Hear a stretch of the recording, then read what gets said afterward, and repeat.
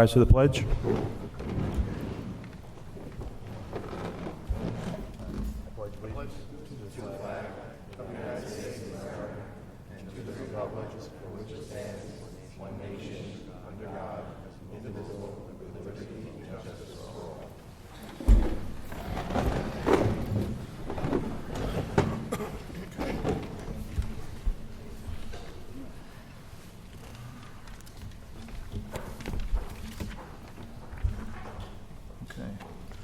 First item is the approval of the agenda. Can I get a motion?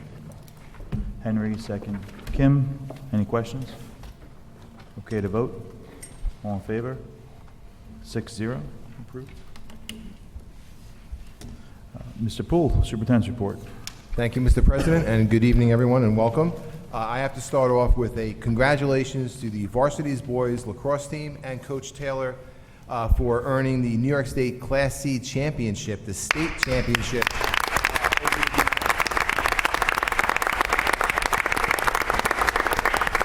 And I just have to say, what a tough, gritty playoff run. They had two games that were incredibly close, that their determination, collaboration, teamwork, everything you want to see in student athletes in the school district really came to light for them to earn that state championship. And it was also wonderful. We travel really well. It was great to see a large group of Shoreham-Wading River fans there, and I think the other team needed 10 fans for every one of our fans. So, and they were right around the corner. So what a great win for them, and congratulations for them. I'd like to congratulate as well Blake Weir, who qualified and participated in the New York State Championship Tournament for the high jump. So congratulations to Blake.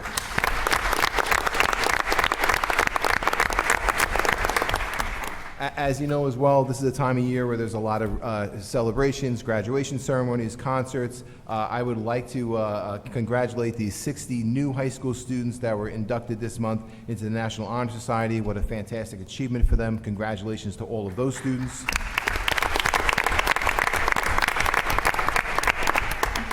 And congratulations as well to all the recipients of the Underclassmen Recognition Awards, which took place last week. And those awards are for 9th, 10th, and 11th grade students that are recognized for academic excellence in all subject areas by their teachers and administrators in the building. So what a really impressive group of students, and I look forward to hearing about their accomplishments over the next few years.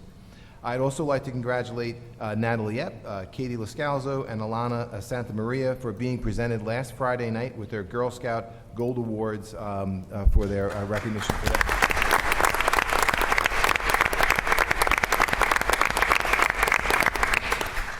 So just in case you missed it, today on News 12, our second grade students were featured in a Father's Day piece. Really cute and worthwhile to take a look at it. So it's just on the News 12 website if you're interested in seeing that for our second grade students. I'd also like to thank and congratulate Dr. Meyer, our Director of STEM, for writing and winning a GE Additive Education Grant, which will bring a new 3D printer and great software such as SteamTrax and Tinkercad to our students in the Wading River building. So that's great news for the school district and for those students. I'd like to take a moment to commend all the students in the AP Capstone program. Last week they had their end-of-year presentations in which they invited administrators to attend. So I did attend those presentations along with several administrators. And this is after AP tests are done. They're all headed off to college. They were motivated to identify, research, and present solutions to administration for topics related to improving high school life. So these are seniors that after all the work that they've done, took this work on with the hopes of making things better for those who follow them. So topics ranged from preparing for college, religious observances, speed bumps, military recruitment, and others. So really impressive work by them, and I just wanted to recognize them for all of their efforts. So thank you to the students. And just this week, I don't know if this is really out and widespread, the Symbols Art and Literary Magazine came out. This has been a tradition for 40 years in our district, and as far as I could tell, I look back in yearbooks, as far as I could tell, it began in 1979, just a few years after the high school opened. And what a fantastic integration of art and creative writing that was accomplished by our students this year. And I would like to congratulate and recognize Serafina Berliner, Nawal Chowdhury, Grace Delseni, Lauren DeRosa, Amy Groves, Sophia Hahn, Jillian Laper, Najeri Maburu, Carolyn McDowell, Elisa Murtha, Olivia Nicoletti, Haley Puntillo, Lily Retman, and Yusur Rashizada, along with their faculty advisors, Ms. Nazer and Ms. Brana, for all of their efforts. And I have to find a way to get this on digitally online so that everyone doesn't need a hard copy. So congratulations to them. I'd also like to take a moment to thank the WHAM, which is a recently formed booster club, Wildcats Helping Art and Music. They are hosting this year a first annual awards banquet for fine arts students in the district on June 21st. And they've also recently made available mini grants to our staff to submit for innovative and engaging projects which integrate the arts into any subject area. So I look forward to seeing those awards and grants being awarded later on this school year. Tonight we have several presentations.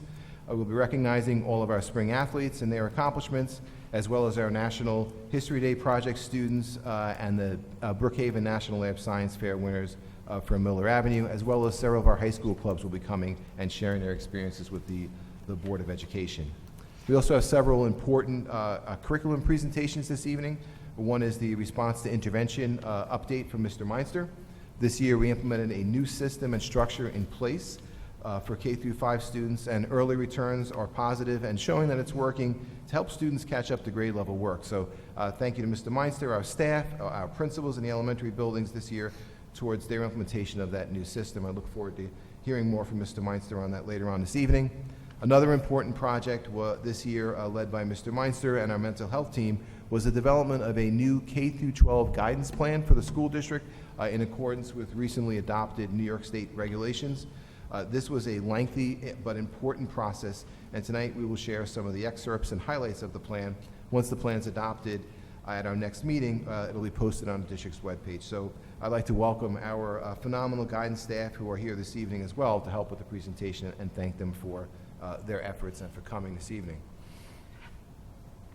Additionally, one more presentation this evening is a bond project presentation. So I'd like to welcome Park East's Derek Natz here this evening, part of our construction management firm, who's going to give us an update on the bond, projects that have been completed, and anticipated summer work. And finally, as well, it sounds a little longer than the meeting's going to be. We will be having a strategic planning update. Many thanks to the community. It's been a year-long process of focus groups, surveys, committee work, refining, analyzing, synthesizing. But tonight I'm going to be presenting a draft framework of a 5-year strategic plan with the goal of finalizing the plan in time for its adoption at our next meeting. After tonight's meeting, I'll be sharing the draft out publicly with parents via email, putting it on the webpage, and giving an opportunity for a little further feedback on the draft strategic plan that we'll show this evening. I'd like to thank the committee members who helped create this draft in the process, Mr. Arcuri, Mr. Meinster, Mr. Hayward, Dr. Meyer, Ms. Wallbauer, Mr. Esposito, Mr. Paranello, and Mr. Piazzi, along with the Board of Education trustees who have been invested in this process across the entire school year. And that completes my report. Thank you. Thank you. Have some water. Okay, statements from residents? Janice? None. No? Okay. All right, we'll go straight to student and staff recognitions. First up is the Miller Avenue Elementary School winners of Brookhaven National Lab Science Fair.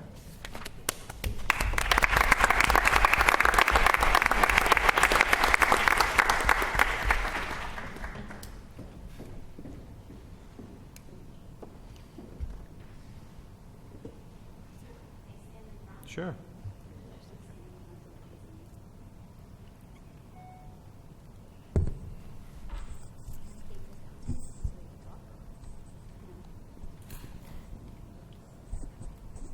So I'm very, very excited to announce that we had 2 winners. So schools in Suffolk County run building level science fairs, and then based on the size of enrollment in your school, that's how many students you can send to the Brookhaven lab for the countywide science fair. So we are allowed to send 1 student per grade level. And out of our 3 grade levels in Miller Avenue, K1 and 2, we actually came out with 2 winners. In our building, we had our kindergarten winner and a 2nd grade winner.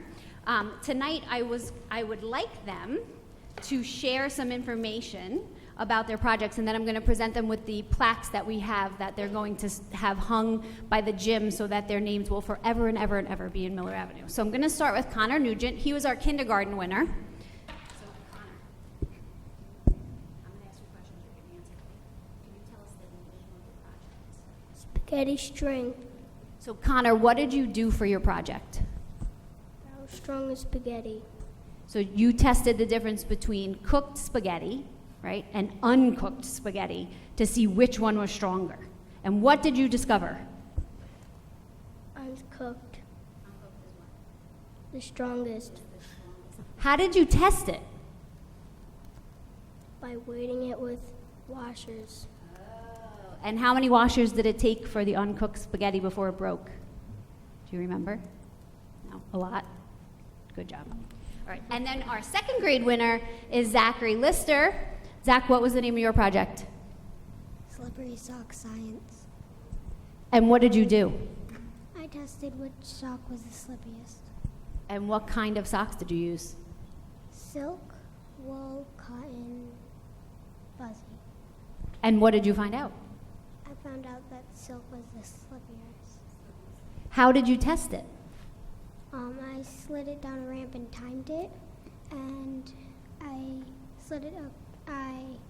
slingshotted it across the floor. Excellent. So I'm going to present them with some plaques that we had made. This is for Connor. And this is for Zach. Last week, Connor and Zach were honored at the Suffolk County Legislators' Breakfast Meeting.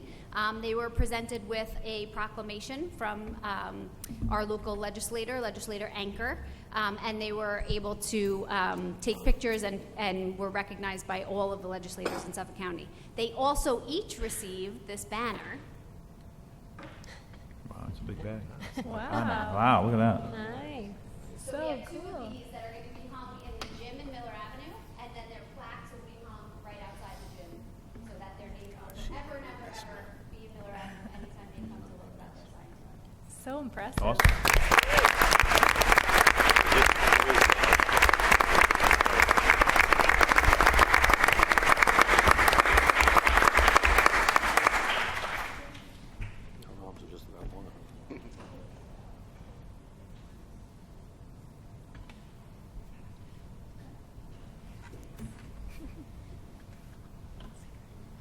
Great job, guys. Congratulations.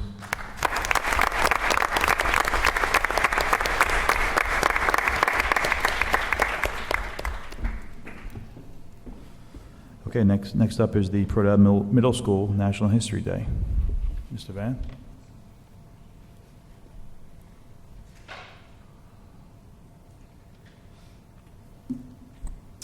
Good evening, and thank you for letting me present these students this evening. So, if my middle school kids can come up from the National History Day, please. Do you want them facing you guys or facing the audience? Facing us. Yes.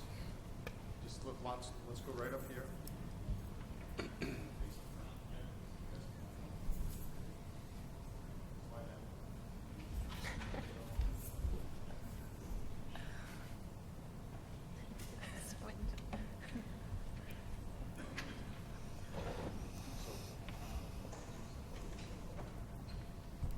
So congratulations to the Prodell Middle School students who participated in National History Day at Hofstra University in March.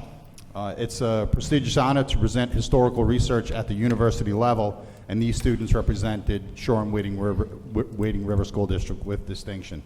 A theme is selected each year, and this year's theme was Triumph and Tragedy.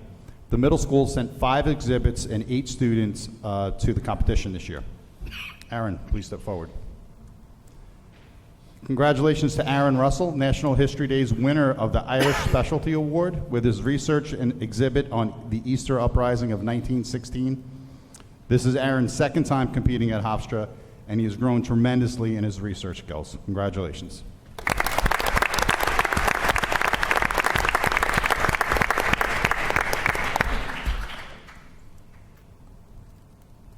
Congratulations to 8th graders Melanie Hagan, who can't be here, and Natalie Casey for their exhibit on the Equal Rights Amendment. They have proven to be a force as they work diligently and cooperatively at the National History Day. This is Natalie's second time competing, and it was Melanie's first, so congratulations, Natalie.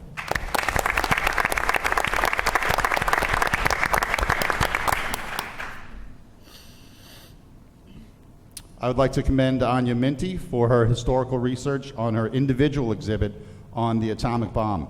This is Anya's second time competing.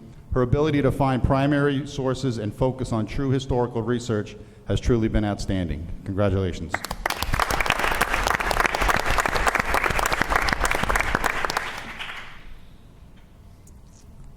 This was the first competition for 7th graders Catherine Winters, Ali Kahl, and Alex Zhang, who created an excellent exhibit detailing the Industrial Revolution. The group is already planning next year's project now that they have experienced the rigors of this competition. Great job, guys. Ladies.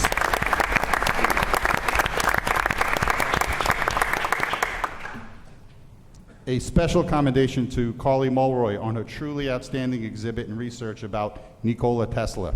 Carly's presentation made it to the runoff judges and was very close to making to the state competition. This is Carly's second year competing in National History Day. She interviewed a member of the board at Tesla Science Center, and there are talks about maybe displaying her project there permanently. Her research and her analysis were exemplary, as the quality of her exhibit was as well. We're very excited to see what she creates next year, and she has learned the nuances of the competition through her experiences. Her project is actually over here if folks would like to take a look at it at some point. It's amazing. It's a beautiful, beautiful job and in-depth research. So great job and congratulations.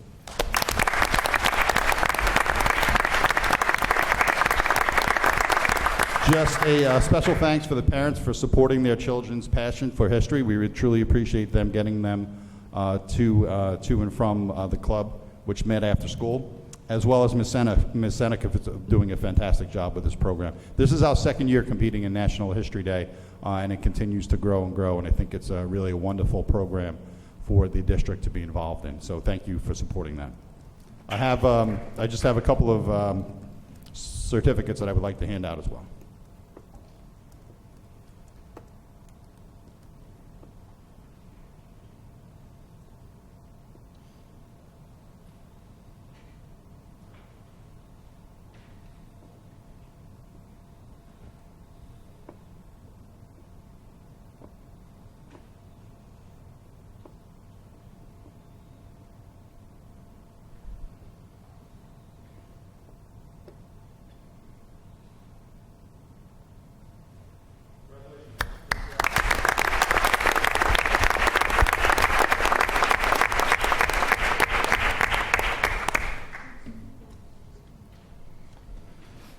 I want to say congratulations one more time, and I also want to thank everyone for representing the school district when you guys are at these competitions. It's great to hear how well our school does.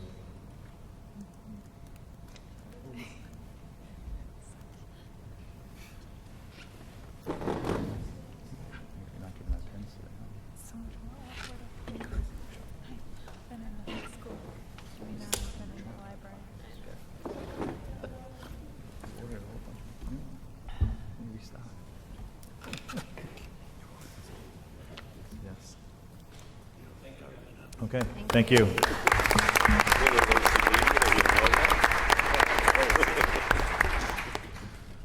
Okay, next up is the SWR High School extracurricular activities presentations.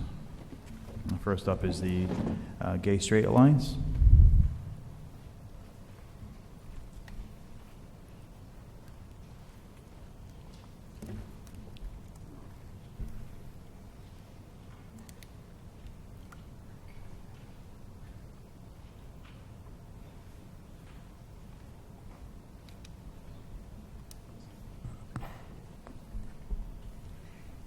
Good evening.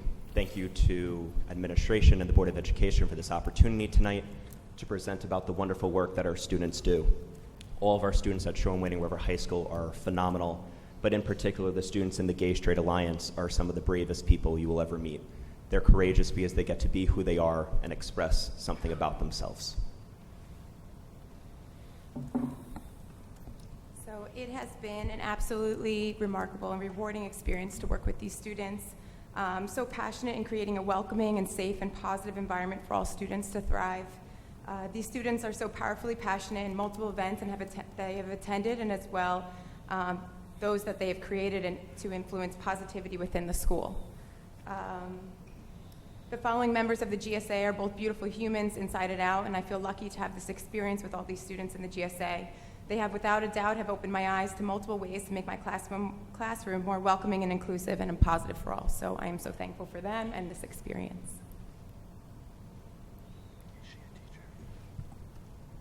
So to start off for our year, the GSA welcomed guest speaker, Mr. Tom Luxinger. Mr. Luxinger is a nationally ranked swimmer and was on track to reach the Olympics when he found himself at a crossroads within his career. He came to the GSA to discuss the struggles of being a closeted professional athlete and the decisions that he made in order to come out.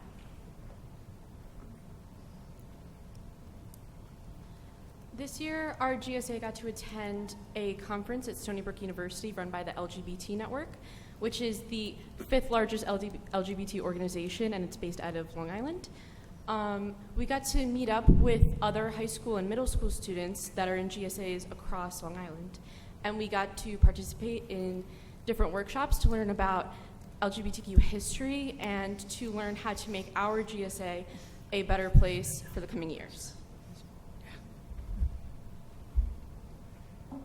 So this year was our second year at attending the Unity Formal, and last year was hosted for the first time in Mattatuck High School, where we also attended.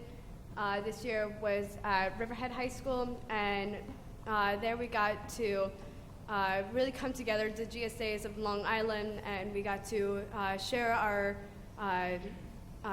interests and be who we wanted to be without anyone having to tell us who we should be.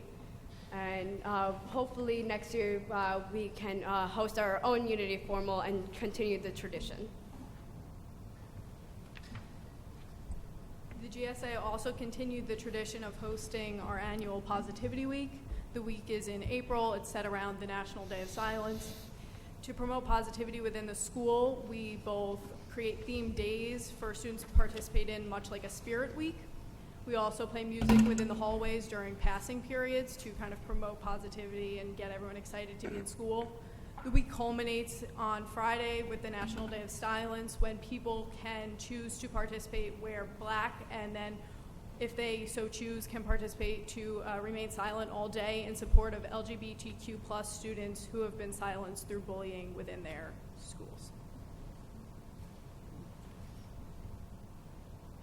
Another guest speaker that we had the opportunity to see this year was Mr. Thode. He is an administrator at Center Merchis School District. He works in the athletics department, and he has been an advocate for transgender students who are transitioning in their schools and wish to participate in athletics.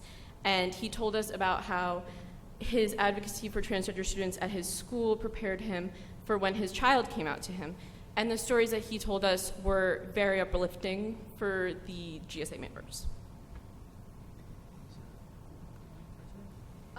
Finally, we're planning for a GSA conference in which Mr. Thode has asked us to do in order to bring guest speakers together and do our own workshops and hopefully expand our connections across Long Island with GSAs to improve our own GSAs and to also build stronger friendships and to make all of Long Island hopefully a better environment for everyone who feels uncomfortable in the LGBT community.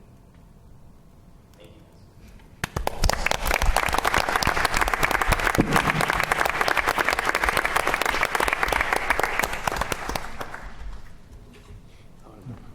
Thank you very much. Next up is the Science Research and Future Farmers of America.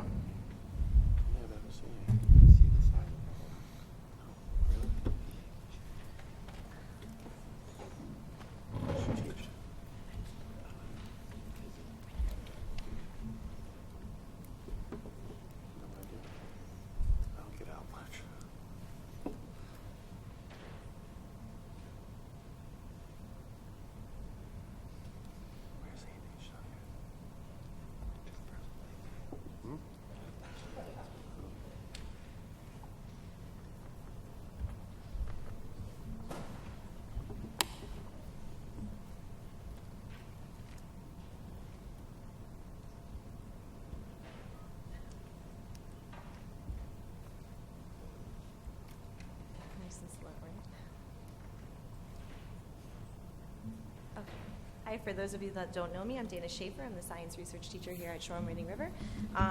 We're here to talk about not just our program with science research, but also how it's tying into our newest extracurricular that's coming up next year for us, which is the Future Farmers of America. So our science research program is designed as a 4-year program. We're currently in our 2nd year of it, and I have a couple of students with me here who are going to be entering their 3rd year of the program next year, as well as a couple that are going to be moving on to the 2nd year of their program, and then I have another few that are coming in next year as 1st year students as well. It's an evolving curriculum. Next year we're going to be designing instructor-led rotations through various areas of science for our 1st years. Their 2nd year students are going to be more independent, more of a student-driven with instructor-supported program with year-long projects that students design themselves. They're going to be competing at lower-level science competitions as well as showcasing their projects at local and regional symposia. And then our 3rd and 4th year students will be doing independent research projects that they design and carry out on their own, as well as competing at higher level competitions and presenting at our local symposia and publishing their research in scientific journals as well. The program has been great at providing opportunities for our students to be able to utilize the facilities at some world-renowned institutions such as Brookhaven National Labs, and a couple of our students will talk about those programs that we've been implementing, as well as Cold Spring Harbor Labs, and they'll talk about those as well. Our program is growing each year, and we're adding more scientists as we increase with our opportunities for each year as well. Next year, we're hoping to work with the Science Club at the middle school, as well as the Science Club at the Wading River, and growing our interest in the younger generations to be able to prepare them for their work up here at the high school as well. So I'll turn it over to our students now. We'll talk about some of the programs that we have been participating in. Okay, hello. I'm a first-year research student. One of the projects that we did was a day in the life. We worked measuring the health of the Peconic Estuary. Another symposium that we attended was at Cold Spring Harbor Labs, where we presented our work on the biodiversity of leeches in our pond.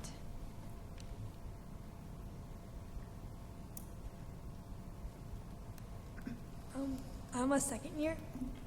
Over the past summer and recent weeks, me and my fellow classmates went to Brookhaven National Laboratory, and we actually worked on the NSLS-2, which is a light source that we tested sediment samples on. And we took samples that we extracted from the pond and we brought them there. And as you can see, Jalel put them into the beam, and using the light source, we tested elements on them. Going into next year, I will be a 3rd year student, and I will be participating in independent research in science and engineering, where me and 3 other students will be focusing on topics of our interests in doing independent projects such as solar panels, tick prevention, blood types and disease correlation, and effects of aspirin on heart rate in C. elegans. Good evening. My name is Kevin Nohill, and I teach our Long Island Sustainability course. Tonight, I just wanted to talk very briefly about the opportunities that arose from our trip in early May up to the Future Farmers of America convention in Syracuse. In a few moments, a few of the students will talk more about the details, but one of the biggest things that we came away with was that there were 8 of us that went to the convention, and we came back with 8 separate points of view of how the FFA could support our students and will support our students, and 8 different ways that we are going to attempt and do our best to implement the program. One of the biggest things that I took away from the trip up to Syracuse was the fact that there is a distinct opportunity for collaboration between Long Island Sustainability and the Ag Ed portion of the course that we were developing and the science research program.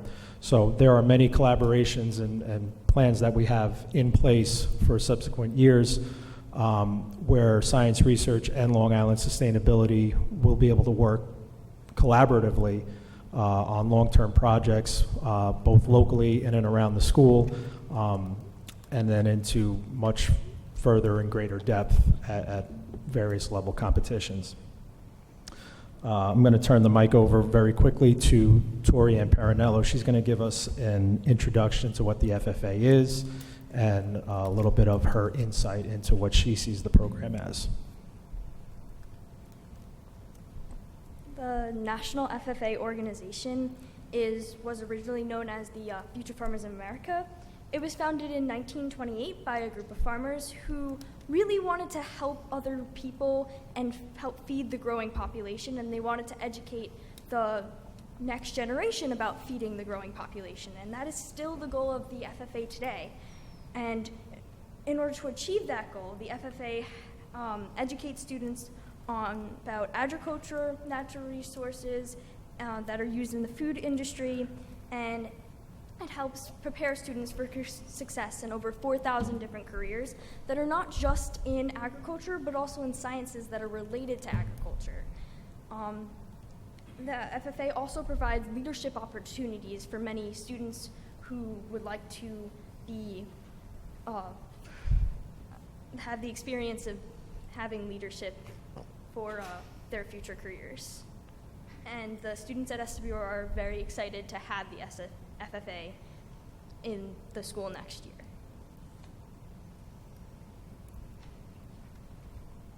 So another really great thing about the FFA that we took away was the networking opportunities that the FFA provided to us. So the FFA has connections to Oswego and Cornell colleges, and the FFA also provides scholarships for its members, and they also provide career development opportunities in which you can learn about different careers and how you can be active in learning how to get into those careers.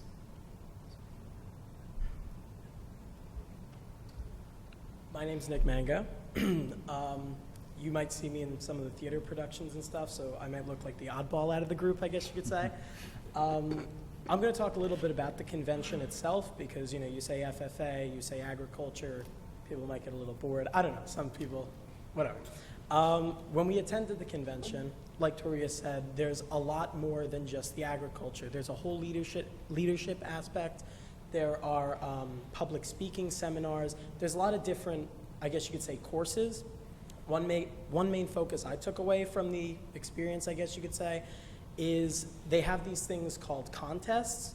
And what these contests are essentially tests in which you study for with your charter. So let's say since we're going to have our charter next year, we would study a specific topic. So let's say floriculture, or something related to agriculture, drones, science, anything like that. And what you do is you would take one of these contests at the state convention, and then afterwards there's a thing called sessions. And what sessions is basically a congratulations award ceremony in which many of the FFA members receive awards for scoring high on these evaluations. So those were just a few of the opportunities that are available to our students on regarding the Future Farmers of America. There's only 4 chapters on Long Island. It's very popular upstate New York, but on Long Island the popularity has not been so great. So for us to be able to bring a chapter to Long Island is certainly one of our goals that we're moving towards. And like the student said, the opportunities that arise from the FFA are just tremendous, between the scholarships, the internships, just the networking that occurs once that door opens. So we're very excited to establish these connections and these collaborations in the years to come. Thank you. Thank you.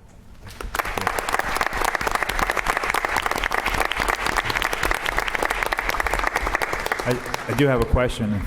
Mr. Noho, maybe you want to answer it. 2 questions. I know we're getting a greenhouse at the middle school. I think, is it next year or this year? Hopefully construction will start and finish this year. So is there any plans to utilize the greenhouse with your Future Farmers of America? So yes, the short answer is yes with that. if possible, to establish a connection at the middle school with the middle school science club. Mrs. Schaefer and I, we both believe that starting at that level, we'll be able to introduce FFA at a very young age. I mean, at the convention, primarily secondary students, but there are chapters in upstate New York that start their members as early as 6th grade. So there is that plan to get into the middle school and hopefully work with the science club down there. I have to give props to Mr. Parnell, and my son attended the gardening club at Wading River, so I know they're starting young, and it's growing that interest. So it's great. It's been great. So, and part of what we've done so far with the grant that we were awarded earlier in the year through Cornell University and the FFA, we have purchased 12 vertical hydroponic grow towers that, once we got them in the spring, we did disperse them throughout the high school. There's one down in the district office. Yeah. And the plan is to keep growing with them and be able to continue to purchase these materials and just spread them throughout the district and keep creating excitement. Great. I think it's very exciting that you have such diversity in terms of all of the subject matters. To continue along the same lines as Mike was saying, we have a rather large solar array here in the high school. Yes. It's a passive system, but I'd be interested maybe next year hearing if someone decides to do research with active versus solar arrays, just to actually see what we're actually doing as far as production and how it's affected with temperature and weather. Absolutely. I mean, maybe Mr. Akuri could help with access to some of that data. One of the, and I don't want to speak too much because it's more of a science research issue, but project, but students have been talking about fully diving into the idea of solar panels and solar energy as it relates to our community. So that's actually going to be one of Taylor Percono's independent research projects next year. So he wants Great. to measure the net versus gross energy consumption of moving panels versus stationary panels or sun tracking panels. Mm-hmm. So that's where his mindset is going. So if we have access to and we can utilize any of our own equipment, that would be a fantastic way to branch out into that. Great. Thank you both for your passion and passing that on to our students and really spearheading this. So it's very exciting. It is. Thank you so much for the opportunity to Thank you.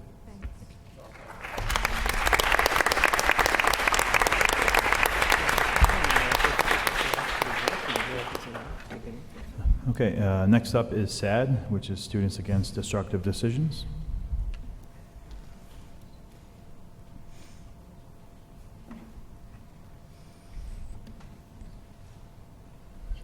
Hi, my name is Marianne Aegis. Along with my co-advisor, Melissa Hollywood, we want to thank you for the opportunity to come and discuss the progress our club, SAD, Students Against Destructive Decision, has made in just a few short months. We were recently reinstated this year, and we have two of our officers, Honor Cavaco, our vice president, and Jackie Holden, our secretary, to talk about some of the progress we made and our plans for next year. Hi, my name's Jackie, and this is Honor here. So our chapter of SAD officially began this April, and since then, our roughly 30 members have been working hard to better our school. We made a video to share with every home base as part of National Kick Butts Day, a campaign to stop smoking. April was Distracted Driving Awareness Month, and we created a video about the dangers of distracted driving and also participated in the Text Less, Live More campaign. We received over 300 signatures from student drivers as well as faculty members, and everyone who signed the pledge to not text and drive received a blue bracelet with the words Text Less, Live More. We also ran a successful car wash in May to raise funds for these bracelets as well as for future projects we have in store for next year. In September, we will be starting with suicide prevention, and we hope to have a self-care/wellness week to remind students to take care of themselves as the school year starts. We also will be doing a project called Chain of Life, where you sign your name on a strip of paper, and during a meeting, we will put the strips of paper together to create a chain to hang around the school as a visual to keep the chain of life going. We also hope to plan a local convention for SAD, as their national conference was in Phoenix last year. We are very excited to be involved with SAD, and we look forward to the many ways we will be reaching out to our fellow students in the following years. Thank you.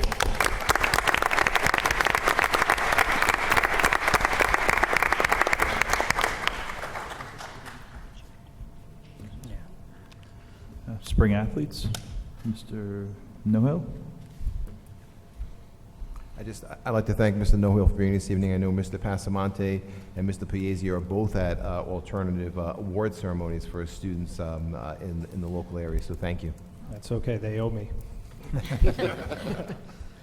So tonight I would like to recognize our spring athletes. There's some incredible facts and absolute incredible data to read out very quickly. So there is a lot to go through here. So I'm going to ask respectfully that we hold our applause till the very end because there are a lot of names to read through. 5 out of 7 spring varsity teams were recognized by New York State as scholar athlete teams. The team's average GPA must be 75% of the roster. 75% of the roster must have an collaborative and collective GPA greater than 90%. There were 207 varsity spring athletes, 106 of which were recognized as scholar athletes for maintaining a 90 or higher GPA. Those students that were recognized as spring scholar athletes are Natalie Acker, John Basile, Declan Barron, Liam Bowes, David Brown, Dylan Burnham Klassen, Nicholas Cacciola, Lindsay Cahill, Benjamin Carrier, Michael Casaza, Ellis Casey, Veronica Coman, Nicolette Constant, Emily Cook, Francisco Cortez, Mark Costas, William Cutinella, Carly Cutinella, Eric Delicio, Eric Epp, Catherine Erb, Jake Field, Tyler Freelander, Nicole Garcia, Maura Ginley, Ryan Grant, Lauren Holleran, Tyler Hawks, Jillian Hobbs, Elizabeth Holden, Brett Hudson, James Hunt,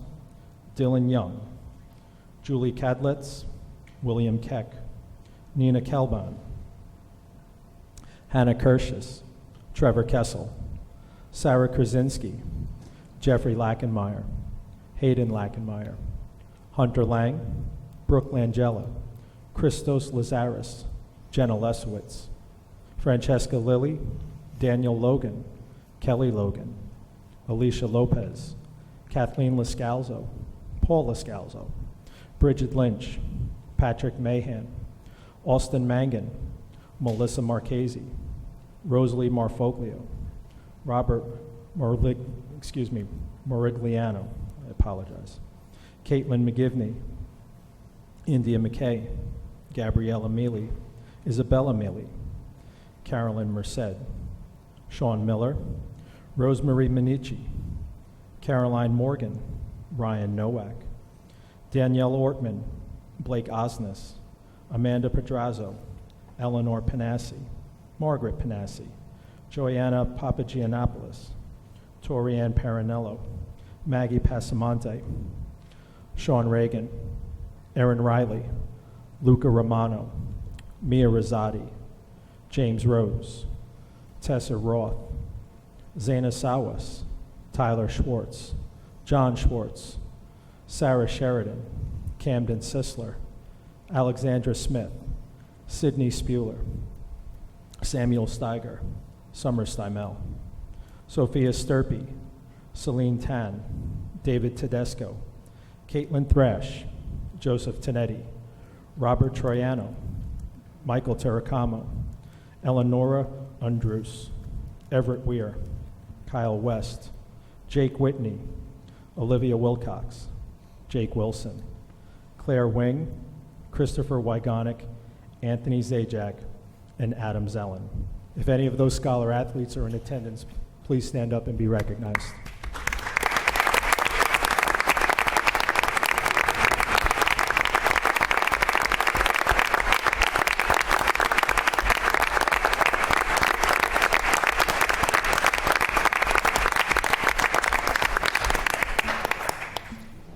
Just absolute proof that hard work does pay off. In addition to our scholar athletes, I'd like to recognize our individual teams and their individual awards per team. For boys track, all league was James Washburn, Daniel Dakos, Alex Barrett, Adam Zellen, Ryan Grant, Dylan Young, Blake Ware, Mark Costas, Mike Casaza, and Joe Tonetti. Our Division III high jump champion was Blake Ware. Most valuable freshman was James Washburn. Shoreham-Wading River most improved was Joe Tonetti. And Shoreham-Wading River co-MVPs were Dylan Young and Blake Ware. Let's give them a round of applause.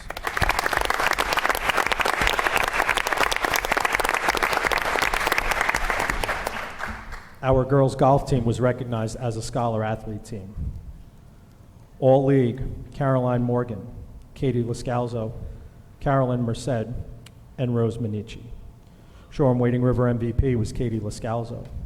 Shoreham-Wading River most improved was Carolyn Merced. All academic was Elizabeth Holden, Caroline Morgan, Katie Lascalzo, Carolyn Merced, Rose Minichi, and Zana Sowers. Let's give them a round of applause.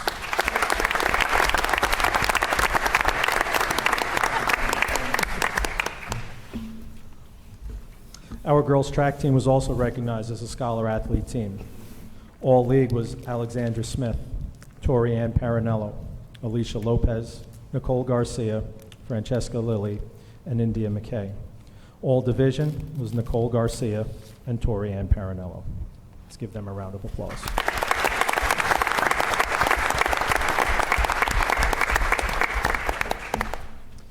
Our softball team was also recognized as a scholar athlete team. All county award went to Melissa Marchese, and all division award went to Caitlin McGivney.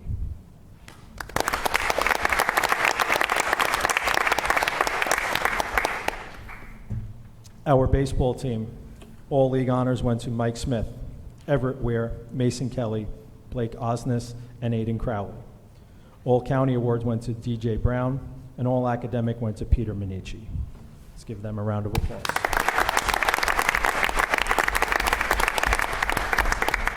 Our girls lacrosse team was also recognized as a scholar athlete team. All division honors went to Julie Kedlitz, Hayden Lackenmeyer, Gabriella Mealy. All county awards went to Sarah Sheridan and Isabella Mealy. All county honorable mention went to Summer Stymel. All tournament awards and honors went to Gabriella Mealy and Nicolette Constant. The Section 11 unsung hero went to Alexa Constant. All rookie team went to Carly Cutinella, and the Shoreham-Wading River most improved went to Brooke Langella and Catherine Erb.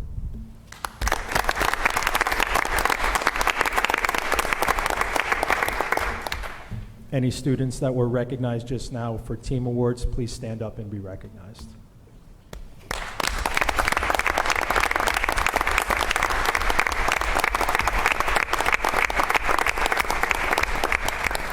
And lastly, our boys lacrosse team will be recognized at the next board meeting. They're at their all-county dinner tonight, so that's why they're not here being recognized, but they'll be at the next board meeting. Thank you.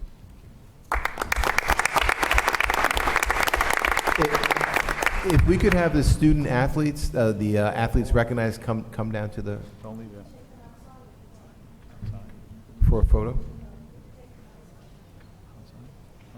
It's nice out. We can go outside. Hi, guys. Yeah, you coming? No. Sure.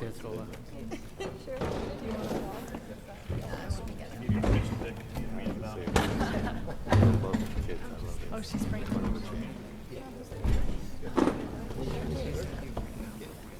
What are we doing?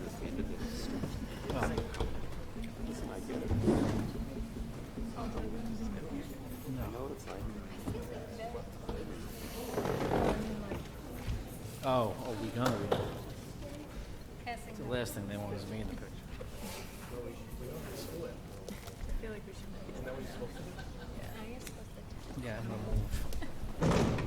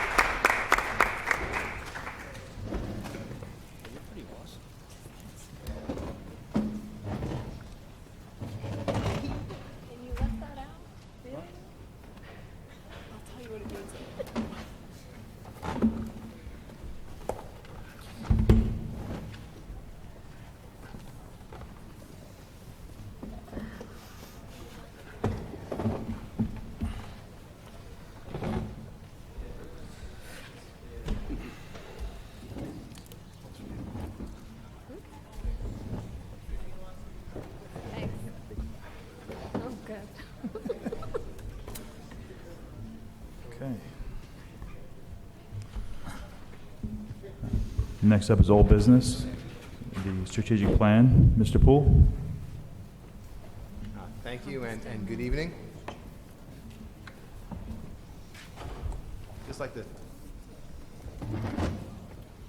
thank the community, the survey responses, everyone that attended focus group meetings, our internal district committees that participated in this, the committee that I mentioned earlier, for their work from really last summer, where the board initiated the strategic planning process, maybe even last spring. I think in June we started talking about it, and the process that took us here today to a set of draft goals, draft measurables, and draft action areas for the school district to guide our work in promoting our student success over the next 5 years. So I hope tonight to share, I know the Board of Education is fully invested in this work and has had a chance to review, have some input, and work on this with the administrative team. So I'd like to share this publicly. As I mentioned earlier, after tonight's meeting, I will be emailing this out to our district parents, posting up on the webpage, sharing with a few other committees and groups to get a little further feedback in the event that there's some revision or some changes that need to be made, with the hope of sort of packaging a strategic plan as a document for adoption on June 25th. So let me go through a few of the components that are in a draft phase right now. So I'd like to basically share the goals, outcomes, and actions this evening. So I won't get too much into that. That'll be emailed out to parents and put on the webpage. But there was a very thorough process this year in the strategic planning process, and from a survey to a synthesis and an analysis, and it's been a great year of work in the development. So let me start with the goals. You may recall we shared these as themes, very similar themes mid-year, January, February or so, but goal 1, maintain whole child programming.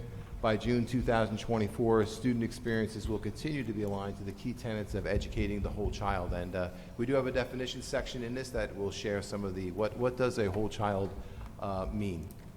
Goal number 2, enhance student graduation outcomes. By June 2024, the district will strengthen student outcomes for students within the areas of college, career, and life readiness. Goal 3, maintain high-quality programming. By June 2024, the district will maintain high-quality programming while implementing additional economies and efficiencies that continue to provide fiscally responsible budgets. Goal 4, healthy, safe, and engaging learning spaces. By June 2024, the district will continue to ensure all facilities promote healthy, safe, and engaging learning spaces. And the last goal, goal 5, communication with all stakeholders. By June 2024, the district will maintain strong communication with all stakeholders at the district and building levels. And these 5 goals were a synthesis of the survey responses, which you may recall were overwhelmingly positive, but digging deep into it, there were some areas where the community and the survey and the focus group said, hey, we have a lot of things we want to keep going over the next 5 years. Our students' social emotional learning, the whole child, is important to us.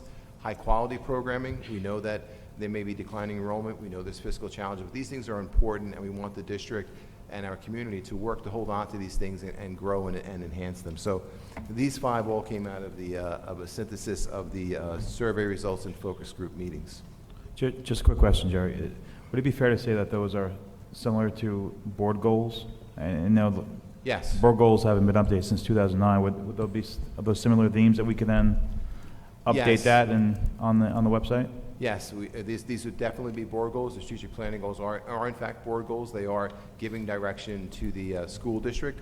And I'll talk a little more later about this, but annually, as we go through the action areas, there's an annual review and update. And if you look at the action areas are smaller targets than those broad themed goal areas, but on an annual basis, it's an update. How are we doing? And what are some additional, I'll call them SMART goals, that we may undertake for the following year to meet the larger goals in the action area. So it's a strategic plan is a live document. We have a direction to go, but how we meet those goals and that is sort of fluid and will be something we review and work on annual. And they are, in effect, are board goals as well.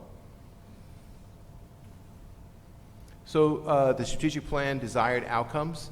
It's important for every strategic plan to have some goals or stretch goals even that sort of measure our progress towards it. And I mentioned sort of updating annually. How are we doing on these things? And one of the goal areas is, you see on the left is the goal area, and on the right are some measurables that we would sort of hope to achieve and get to. So by 2024, 85% of stakeholders on a survey, multiple questions on the topic, would view whole child programming as effective in supporting students in the school district. Under enhanced student graduation outcomes, 85% of seniors will graduate with at least one college credit bearing course. The average number of high school credits earned at graduation will increase to 29. So you can see the survey results. As you know, the survey results with district data, with what are some measurables that we could aspire to. By 2024, 75% or more of students will graduate with a Regents with advanced designations. And if you may recall, that's an emphasis in the science and math Regents exams. Maintain high quality programming. So 85% of our students will be performing at or above grade level in ELA, and parallel to that, 85% of our students would be performing at or above grade level in math on district measures. Another desirable outcome, 85% of stakeholders on a survey will view the district curriculum as broad and offering a variety of programming in the academics, arts, athletics, and social emotional learning. So what came out in the survey and focus groups that there's a recognition that there are a lot of areas in the district that are broad and a lot of offerings. We don't want to lose any of those things. In fact, we want to grow and make sure that we continue to offer a broad program. 85% of stakeholders on a survey will rate the financial support for a quality school program as appropriate. And the last two broad goal areas, healthy, safe, and engaging learning spaces. 85% of stakeholders on a survey will rate school facilities positively. So some of the work in the strategic plan next 5 years, we know we have a capital reserve. We may be able to leverage prior year state aid to continue the amazing work that's happened with the 2015 bond project. And hopefully, as a result of that work, we continue to get positive outcomes. Communication with all stakeholders. 85% of stakeholders on a survey will rate communication as effective. So those are some broad measurable areas. Of course, as a school district, we collect other data to sort of measure our accountability towards things, but these would be outcome areas where we report on annually publicly to the Board of Education. And how are we doing on meeting the strategic plan objectives? So I'm just going to, I won't read all the definitions. I'm just going to move through. There are some definitions for the strategic plan. It's important to broad curriculum, meaning a variety of programming, appropriate financial support. There's a list there. Includes fiscal stress scores, adequately funded reserves, responsible budgets at the tax levy limit, collegial credit. That's credit that students may use at the university or college level. Graduation credits is clear. I mentioned advanced designations. Score of 65 or better for that diploma. School facilities, including buildings, ground, and infrastructure. Whole child programming is generally a broad term out there, but really whole child programming, I highlighted it in blue on there, is really related to healthy environments for students, safe environments, individual students each actively engaged in their learning, whether they need to be challenged, whether they need remediation, or they're an average student in the classroom. Personalized learning and support by qualified and caring adults, and finally, challenged academically and prepared for success in college. And those are taken from the Association for the Supervision of Curriculum and Development. And a nice definition for the whole child. And then finally, communication with all stakeholders means community, school to parents, teachers to parents, teachers to students. So communication from all angles is what that is referring to. So supporting the whole child, this is really, I don't know if I mentioned it or not, this is not just the work of the hard survey numbers and the focus groups, but it's really a synthesis of the comments. You may recall in the survey there were probably 8 to 10 areas where respondents could leave comments, and there were a lot of comments that were taken from focus group meetings. You may recall that we had a community focus group meeting. We took it to different committees in the school district. I had focus group meetings with every student, a group of students in every building, whether it was student leadership, student government bodies, and then every faculty in all of the buildings. We had one of the faculty meetings was around these broad themes and what are some of their thoughts and suggestions for action areas. And then the work of the committee was to take the district data, take the survey results, take the focus group feedback and comments, and sort of synthesize that back into action areas. And in fact, some of these action areas make so much sense. I know that some of the committees in the district already, the Curriculum Council, have really started to think about some of these things to move forward. What does it look like for next year for us? So supporting the whole child, providing professional development for staff and evidence-based student engagement strategies, reviewing, enhancing student mental health supports in our secondary program. A lot of amazing work done in that. We want to make sure we continue that. Review and develop strategies to support our district fine arts programming. You may recall in the budget, thank you to the community, we do have budgeted for a fine arts program review with an expert consultant. Developing strategies for expanding student exposure to world languages and cultures. Capitalizing on structures for engaging teachers and administrators in self-reflection and the exploration of instructional practices.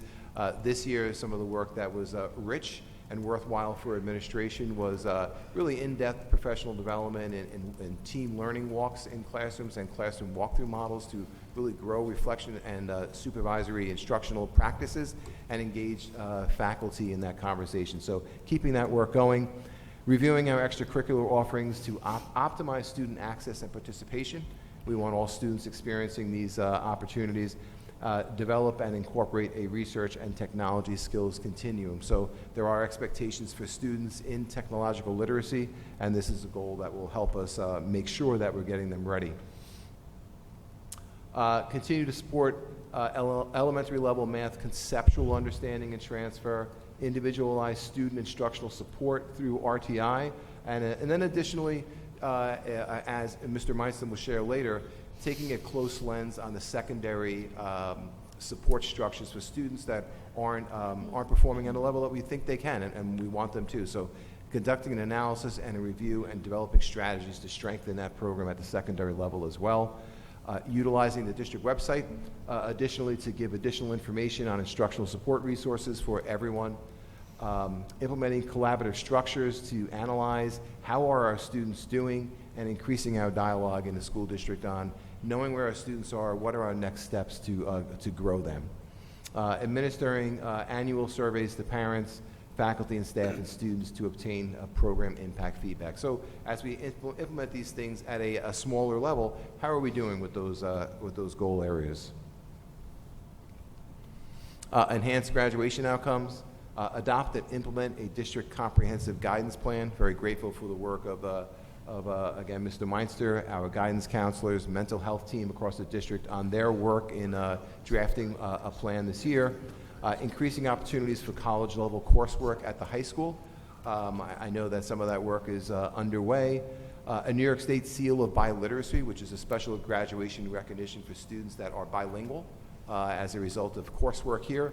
So making that a reality here.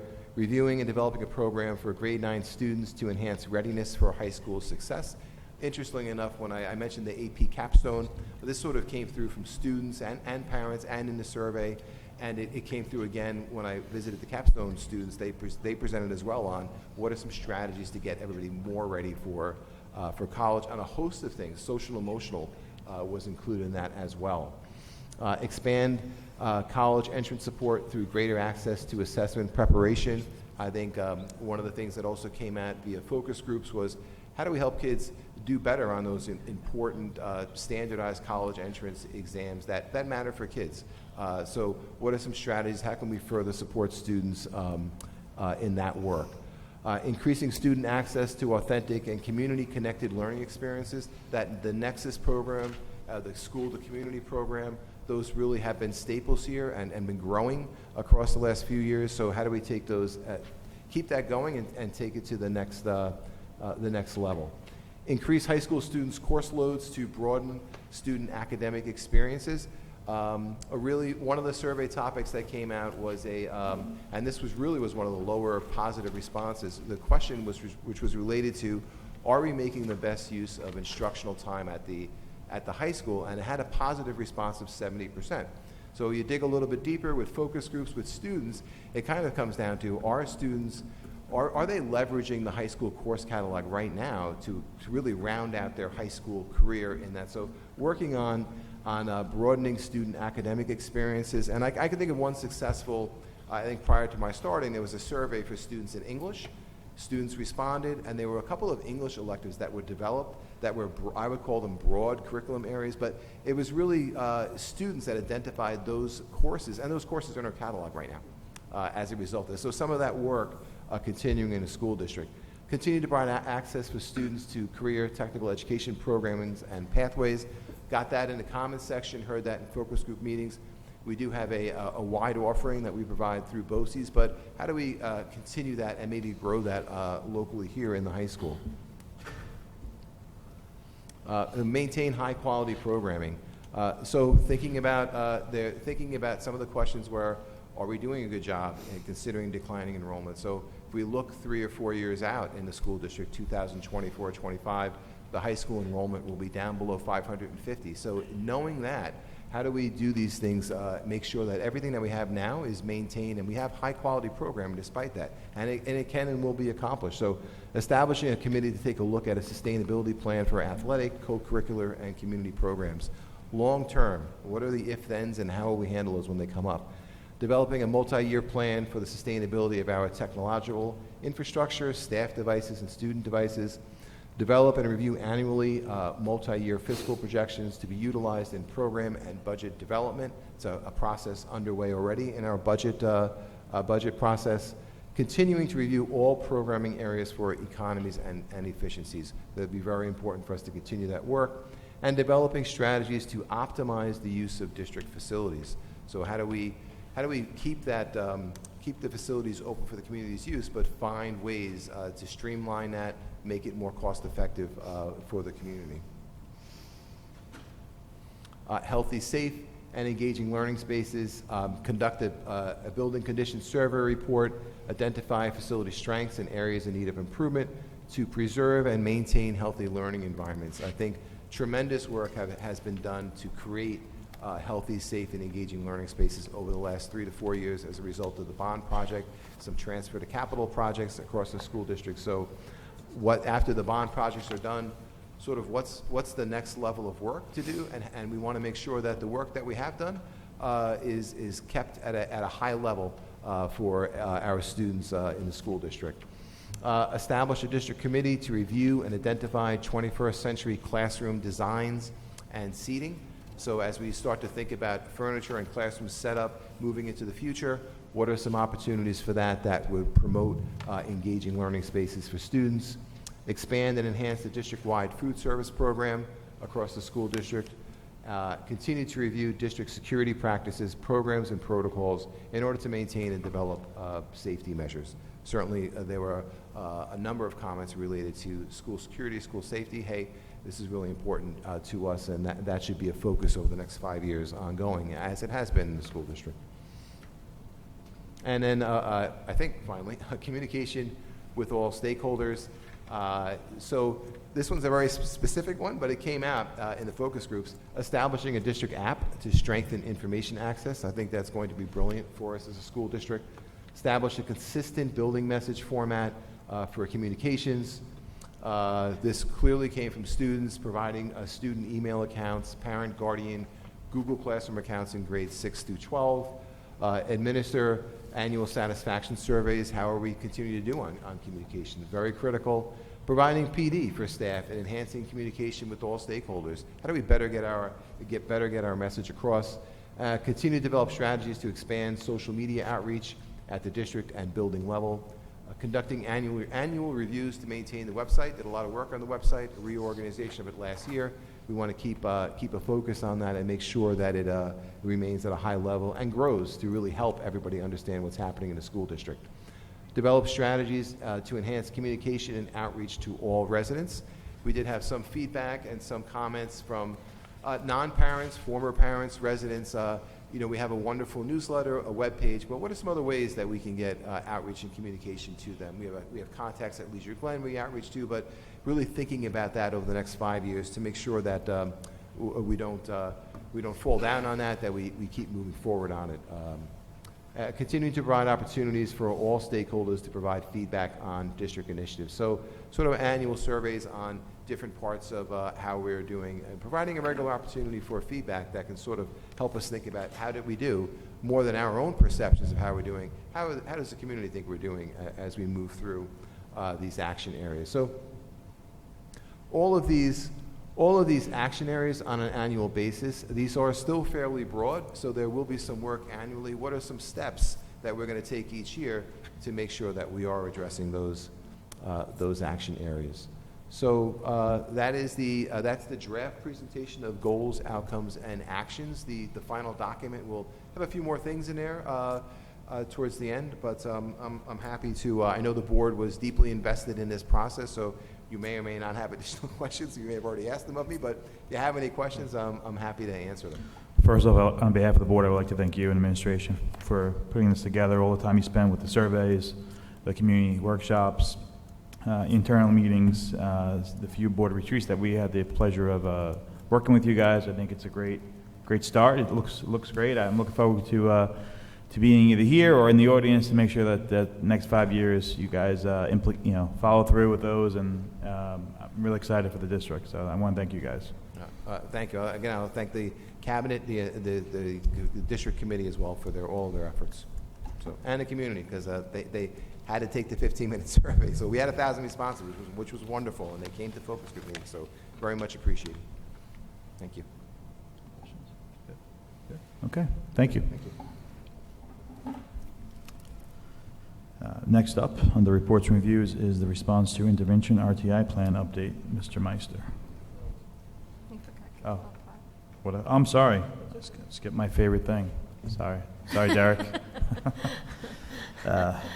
January 2015 voter approved capital projects update. And I'm sorry, Mr. Shupner. Ken, I'm sorry, I didn't realize you were here. So they welcome Mr. Shupner from BBS as part of the presentation.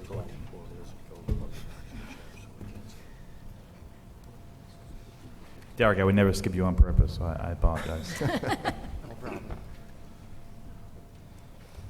Okay, great. Thank you. Thank you for having us this evening. Tonight we're going to provide an update regarding the bond for the month of June. Tonight's presentation is going to start with Purdell Middle School, additions and alterations, the status of all the contractors, and some finished photos of the cafeteria. The second part will be the high school Phase 2 capital improvements. That will give an overview of the contractors and where they stand with insurance, bonds, mobilization, and stuff of that nature.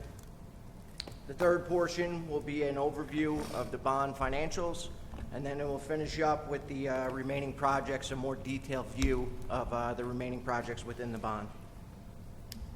So starting at Purdell Middle School, the additions and alterations, CCLI was the general contractor for that project. They're complete with all the physical work. They're about 95% complete with the punch list, and they're planning to submit closeouts next week. Relly Electric, the electrician, is about 95% complete with their punch list.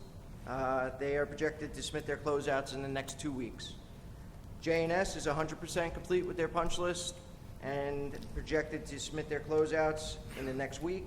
And Hirsch is 100% with their punch list, and they submitted 90% of their closeouts. Here's an interior shot of the cafeteria space. The front of the serving line, the rear of the serving line. This is the kitchen hood and the associated equipment underneath it. This is just a further back view of the kitchen hood and some of the other equipment that falls in front of it. This is just the reversed angle, looking at the same space. This is looking towards the back exit door and the walk-in refrigerators. And here's a close-up of the walk-in refrigerators and freezers. This is an exterior shot, the rear of the new cafeteria addition. And this is an aerial photo which represents the cafeteria addition, is closest to the track. New paved pavement, walkways, grass, etc. So moving over to the high school, Phase 2 capital improvements.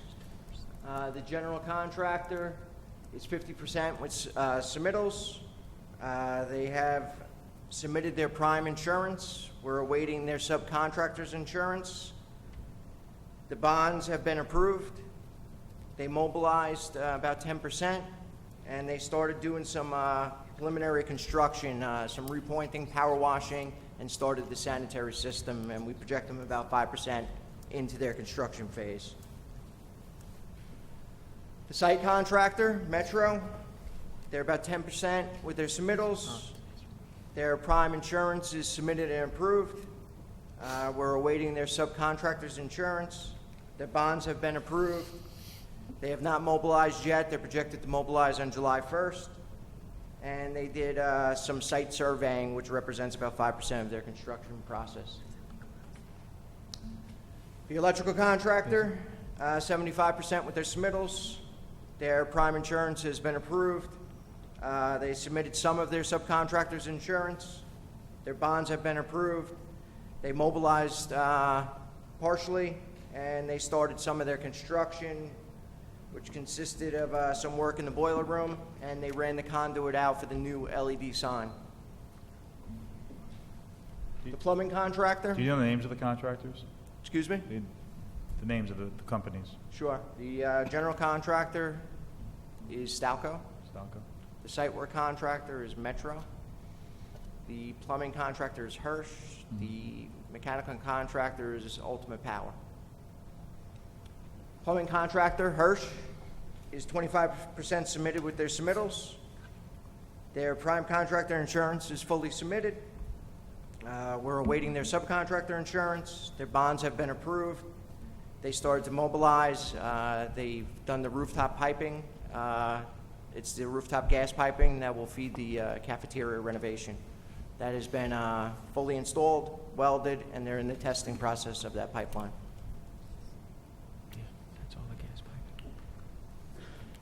Mechanical contractor, Ultimate Power. Submittals are 90%. Their insurance has been approved. Waiting their subcontractor's insurance. Their bonds have been approved. They have not yet mobilized. They're scheduled to mobilize on July 1st. In fact, all the contractors were scheduled to mobilize on July 1st, and some of them were afforded an early start. So we're ahead of the game on this project. Before we get into the overall bond budget, is there any questions relative to the middle school or high school? I know you just mentioned the cafeteria, but I want to thank you and BBS for their work on the middle school. I think Kevin can say it came out great. A lot of us had a PTO appreciation meeting there last week and got to experience the cafeteria, so it looks great. So thank you. Thank you. Ken, the hand washing station's phenomenal. It's like right there as soon as you walk in. So, how do we feel with the schedule for the high school? I know I don't want to jinx us, but we're 3 for 3 so far, opening September. So We're shooting for 4 for 4. All right, good. We're ahead of schedule currently. I know the parking lot's a big undertaking, so. The contractors, they were awarded early. They got their materials, so we feel good. You know, if weather works with us, there shouldn't be any reasons why we don't complete on time. That's going to schedule the Saturday. The kids are going to pick up their tassels and their hats, and you guys are going to come in and start construction the next day? Well, That's the most plan? of it's going to start on Monday, July Okay. 1st. Great. Is the parking lot going to be closed? Is that the situation? There's going to be, I think there's going to be a temporary parking in the rear for the library, but the rest of the parking will be closed. Is there a plan to let the community know exactly what the situation is? Mr. Poole? Yes, I know Mr. Arcuri has been working with the library director on what that communication is going to be and what the exact start date will be. I would expect it to be July 1st, and we're hoping that it's about 6 weeks. We've had several meetings with the library director and library leadership on sort of working out some of the kinks and the details, the appropriate signage, letting them know exactly what's happening. Actually, the dialogue started back in the fall with the library to let them know this was coming, and then once the board awarded the project, then we really got into the details with them. But for now, I think, and Mr. Curry can tell me if I'm wrong, I think we're able to provide during the day 40-plus spots in the back. Right now, we provide 30. Of course, over the summer, there's really no limit on the parking for a library, but we will definitely work with the library to get the message out. I'll be sending something out to our parents to let them know about the library parking and the summer construction as well. Okay, great, thank you. Okay, so getting into the overall bond budget update, that's what this slide represents. Worked a lot with Glenn McCurry's office, Faith in particular. A lot of the projects have been closed out, so we're able to really finalize and crunch the numbers, get some of the credits back from the contractors. Last time we met, it was a while ago. We were in the red, close to or over $1 million. It's come down significantly. So if you look at the chart, column A is what the bond budget was originally. Column B is either actual cost or projected cost, and column C is the variance between the two. The projects in yellow are the remaining projects, which the next slide represents, and gives a more detailed look at them, outlining the contingencies available, the soft costs, and escalation for those individual projects. I'm not sure if you have specific questions about this slide that I could get into, but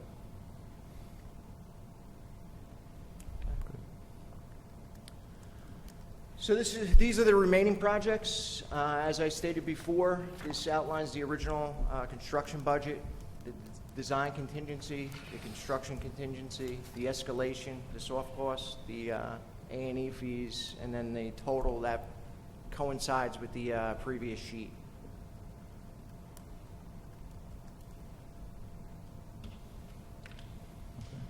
Any questions? I'll just ask my usual O&M manuals for all of the new equipment, things like that. Are we getting them as hard copies and electronic, or? Yes, you get one hard copy and 2 electronic copies of everyone's closeouts. And we also keep a file, I think BBS keeps a file in the rare event that the district misplaces it. We always have a backup to support. I mean, I guess maybe my question is for Mr. Poole and Glenn. What is the, what do you foresee the next step is in the bond once the high school work is done? Well, I hope there's not unforeseen conditions that we had in some of the other projects, so that we are left with a decent amount of money to consider the remaining projects that are, that are on that list, and to think about them and prioritize them in an order, and then that would be another. Those then would come to fruition. So, what is that? Where would that get discussed and decide on the priority or the order? Is it the Board of Education. Board meeting, space and facilities? I think at a board meeting. Okay. I think you're going to be left with a few. We mentioned those 5 projects. It's very unlikely that we are going to have funding. In fact, it's not going to be likely that we're going to have funding to address all those 5 projects. So some decision making would be made, assuming we don't find a foundation from a 1940s elementary building like we found at Wading River underneath there, or something from the Nike Army missile base that was here as we make the new road. But hopefully we'll have more than we hope for to make some decisions. Anything else? Great. No. Are you planning any updates over the summer? I know we're going to be moving our meetings to the middle school, but I'm happy to come okay. whenever you guys. I know we don't have a lot of meetings, so maybe just the August one. Is it early August or late August? I think it's mid-August, but we will keep over the last few summers. We've been posting some photos online as part of the bond renewal section on the webpage. So we'll take some pictures, put a few updates online at least for the community to see how the work is going over the summer. Yeah, we'll provide those updates as often as you want. And okay. August meeting, happy to come to. Thank you. Great. Thank you. Thank you. Thank you. Thank you.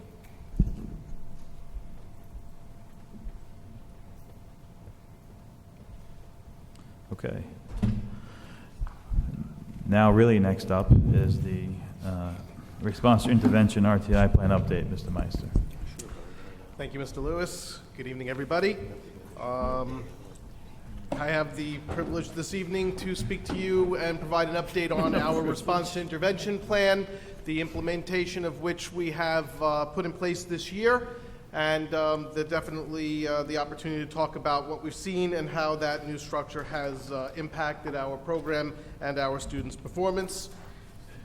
So in terms of a very brief background, the district underwent a process of revising and revamping the response to intervention plan during the course of the 2017-18 school year, and that plan was implemented for this current school year through a tremendous amount of work by a significant number of stakeholders, our building principals at the elementary level, the teachers, and district administration, along with some of the work of the Curriculum Development Committee in bringing that together. It was approved by the board last year, and response to intervention provides a structure for identifying the most appropriate level of instructional support for our students that uses multiple measures of student performance data to inform the most appropriate service for each individual student.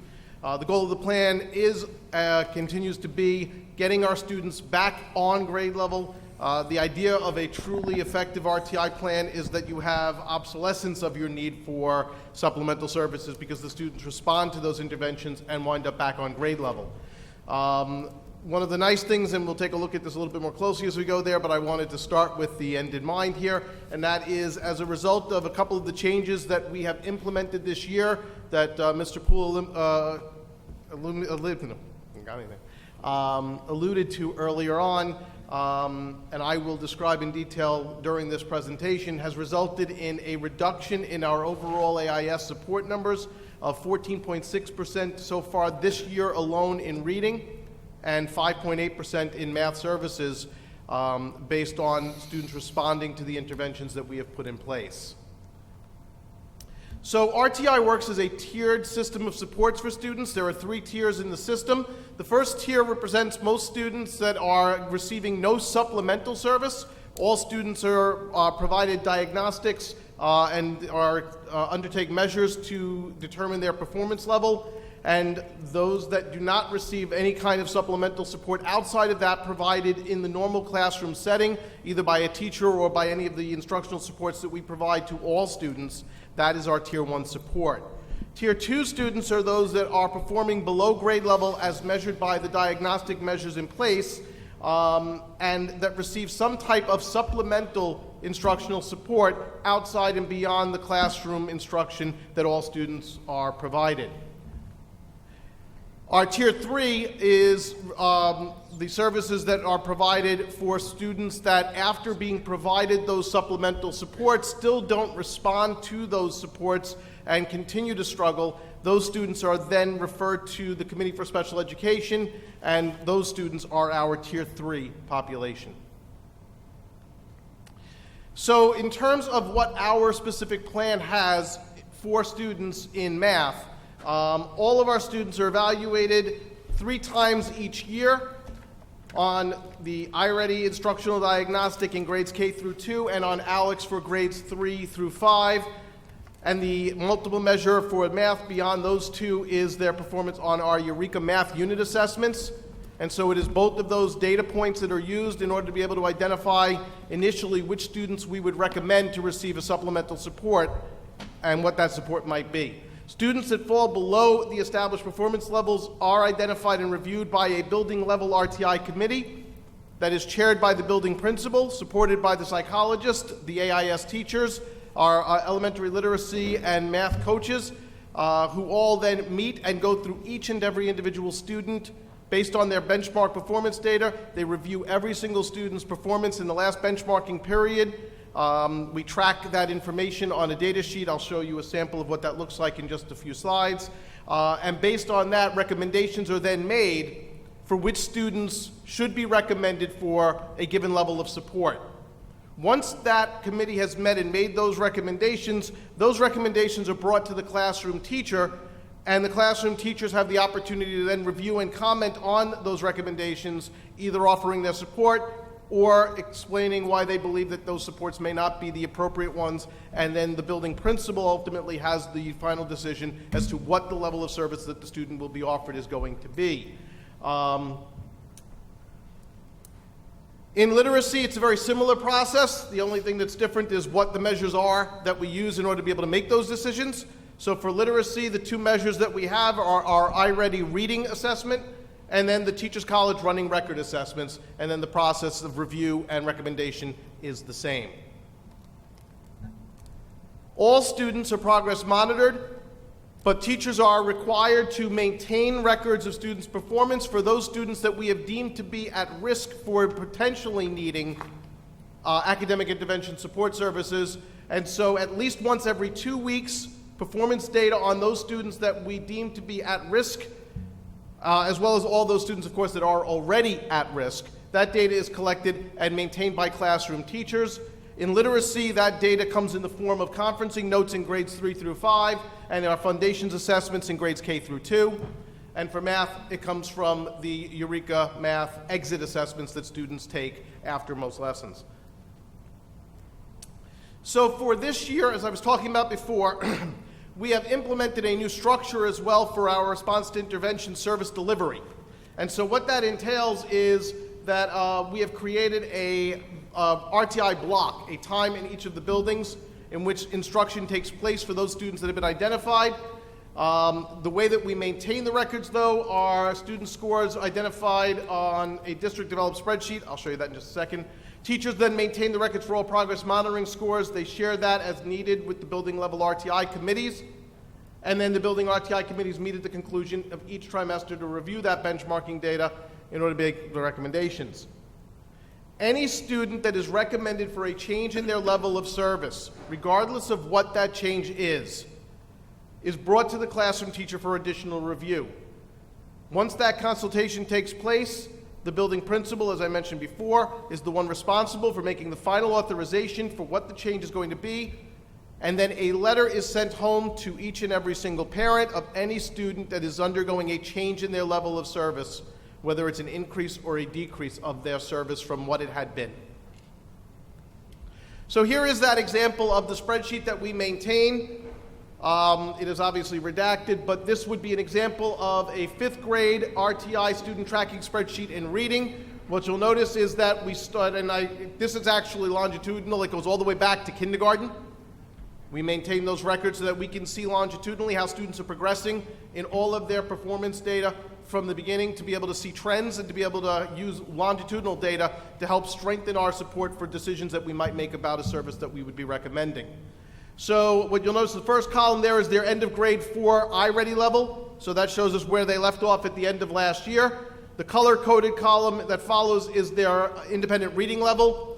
Red would mean that they are more than 1 year below grade level. Orange would represent that they are less than 1 year below grade level. The yellow means that they're on grade level, and the green would represent students that are performing above grade level based on their running record assessment. It is those two measures combined, as I discussed before, that result in a recommendation for a service. And so the next column over there represents where these students entered grade 5 based on those end of grade 4 performance results. In conjunction with the teacher's consultation on every single one of those students. And you see the numbers there. A 2 means that they are receiving a pull-out service.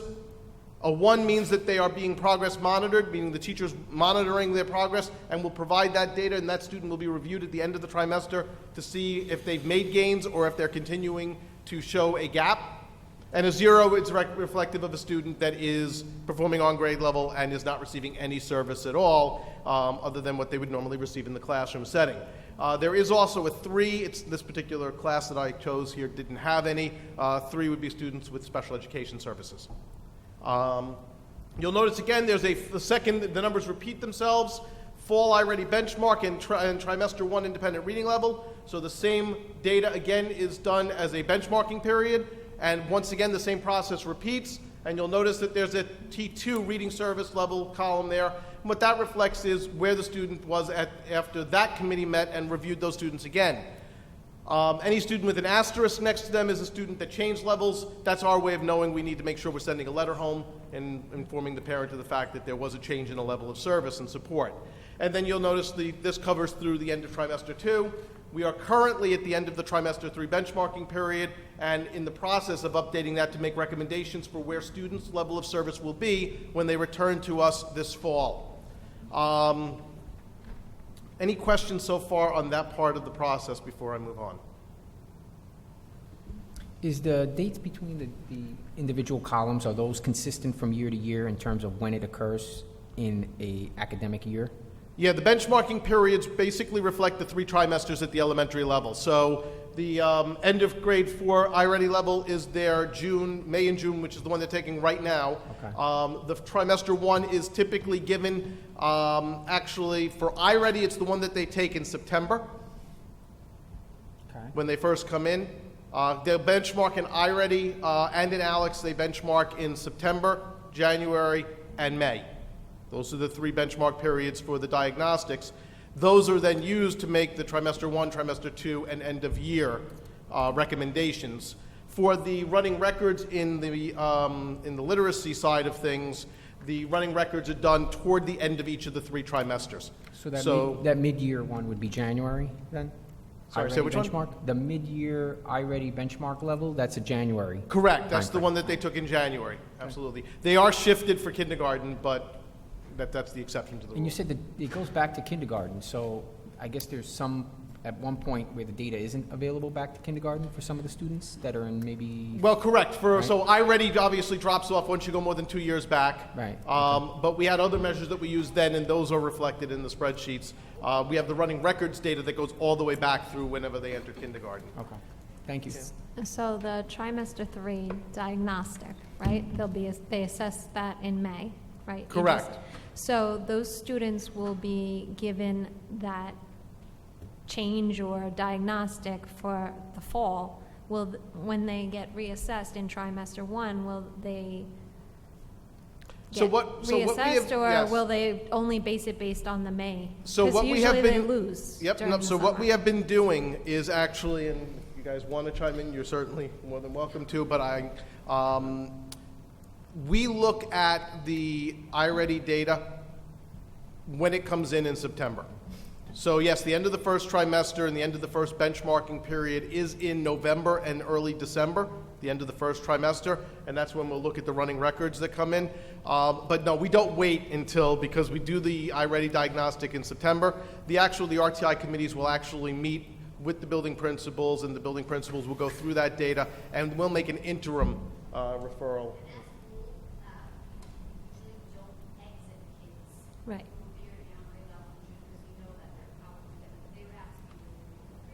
Right. Okay.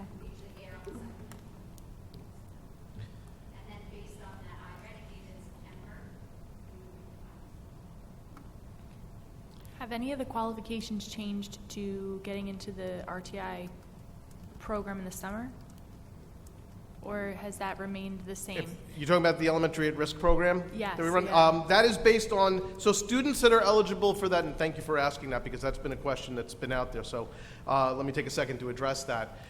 The students that we identify and we invite to we do a 2-week elementary at-risk program to give a running start to students that we know have demonstrated gaps as indicated by this data.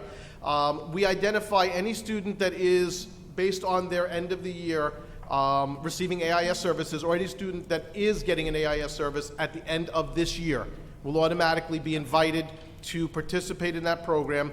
Any student that is a special education student, so basically levels 2 and 3 on that chart, they are all invited to participate in that program. And then if there are other students where the RTI committee and building principal feel specifically that they need to benefit because we're kind of on the bubble with them, we will make individual invitations to those students as well. But that is the population that we look to invite to that, to give them that 2-week running start, to basically have the opportunity to get them back into routine, to give them the opportunity to come back up to speed, to deal with what typically is the summer slide for those students, and to make sure that we're giving them the best opportunity to come back in and start the school year with the best opportunity to move back into the regular classroom setting and out of the services that they were receiving, or certainly not to further increase their gaps. When do you typically send out those letters? Which letters? The invitations for the Invitations at-risk to- program? yes, yes. Within the next week, we're planning on probably sending them out a week or two. I think it's usually the second week of June, third week of June, so we're coming up on that right away. We did, I think, send a save the date, if I remember correctly, as a part of an email blast earlier on to just give people a heads up so that they would know if they feel that their student is one that's likely to be in that group, that they should obviously clear the last 2 weeks of the school year from any vacation plans that, of the summer, I mean, So that program would start on August 19th and run through August 30th this year. Okay. So this is what I started to say before. The new RTI block structure creates a dedicated time in the day for delivering of these services. That again is something that's new for this year, because what basically had happened in the past is we would be pulling students out of other instructional blocks during the day to receive their supplemental services in math and in reading, and that was creating an issue where they were losing out on opportunities to gain new instruction in other subject areas. So by creating this new block, it's 30 minutes at Miller Avenue, it's 45 minutes at Wading River. That is a time during the day when no new instruction takes place. The classroom teacher has the ability to work with those students that are not being pulled for academic intervention services by a AIS teacher to have small group or individual work on either areas where they could benefit from some small group remediation in the classroom, or where enrichment would be beneficial for them to be able to challenge them and give them some work that goes beyond what the other students would be typically expected to do during regular class instruction. And obviously at the same time, those students that do qualify for AIS support, that's when they are able to go and have that support without losing out on any new instruction. The feedback on that has been fairly positive from the staff. While they all acknowledge the fact that it has tightened up the available time for other instruction, it has been overwhelmingly positive that they feel that the benefits of not having those students out of the classroom to receive services during other instructional time is definitely beneficial. So the new block structure has decreased lost instructional time, students requiring their support in both literacy and math, as I started with on the very first slide. As a result of this structure and our careful looking at all of the data from each student has definitely translated into a decrease in the number of students that are receiving the scores necessary to receive AIS support, and the increased flexibility of the services provided through this program, because with that block schedule set up, we are actually able to push both AIS teachers in reading into the blocks at the same time. Therefore, they're able to also pull more kids to separate the kids out by groups into what their specific needs are, where in the past that was something that was much, much more difficult for us to be able to achieve. And that is also a part and a contributing factor to why the services and their level of need has decreased. In terms of next steps, we will, as I said before, look at the year-end data from this year to inform any changes to the plan that we might want to look at for next year. We continue to have an ongoing review of that student support block structure so that we can optimize its impact on student growth and progress. And we will be reviewing the plan to identify any of the components that we can revise as we go forward. I really do have to give a tremendous amount of credit to both Ms. Carlson and Mr. Parinello for the amount of time that they had to put into reworking their schedules in order to make that RTI block possible, and for their time and work with me in helping support the teachers make the transition to that new schedule. I also will thank the teachers for their patience and cooperation in helping work with us to incorporate this new change in the structure for the benefit of the kids. Any questions? Just think that part of the initial feedback that I've at least heard from students is overwhelmingly positive. The morale boost at not having to miss things that they know that they were missing is tremendous, and I think that is a contributing factor to the outcomes that we're seeing. Thank you for all your work, Alan, on that. Thank you. Thank you. I'm not going anywhere. No, you're not. Guidance plan presentation. Although here I'm going to share the stage quite a bit more. I would just like to thank our dedicated guidance team they have been here for the whole evening waiting. Okay, so I would really like to thank them for that.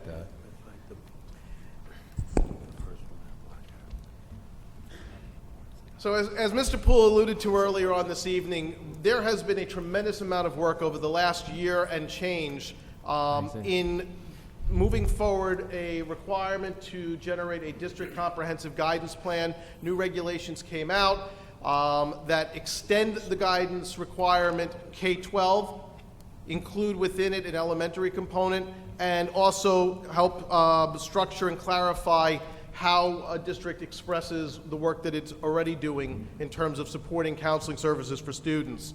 I really have to give a tremendous amount of credit to the team that was pulled together to work on this. All of the counselors dedicated hours and hours of time looking at every single activity that they do through the course of the year, reviewing it, tweaking it, incorporating it into the plan structure, which I will show you what that looks like in just a minute. This document is over 120 pages long, so I am not going to be going through anywhere near a page-by-page look at this plan. Thank you. However, once you are welcome. Once it is approved by the board, which will hopefully be at the June 25th meeting, we will be posting that to the district's website, and it will be available for public review and consumption. I would definitely encourage people to take some time to look through it, because it is an incredibly thorough and really meaningful exploration of just how much work our counseling services do in supporting the students across the district K-12, and making sure that when they do leave here, they really are prepared for what awaits them, whether it's college or career path or any occupational studies that follow. So districts are required under the recent regulations to create a K-12 plan. Our committee is our counselors, our building principals, the members of the PPS staff. With developing this plan, you're going to hear from some of them directly in just a couple of minutes.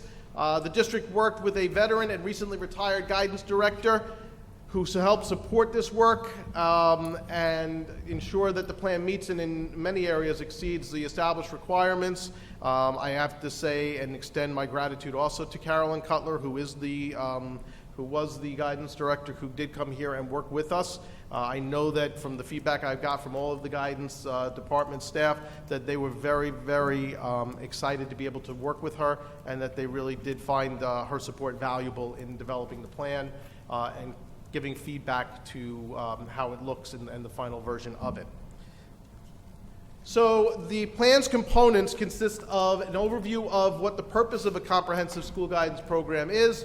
It outlines the benefits that our counseling program has for all the different stakeholder groups, everything from teachers to students to community members, parents, board members, administration. It goes into the description of the role of a school counselor, and then the bulk of the plan is a task-by-task outline of the various activities that are associated with the work of a K-12 guidance program.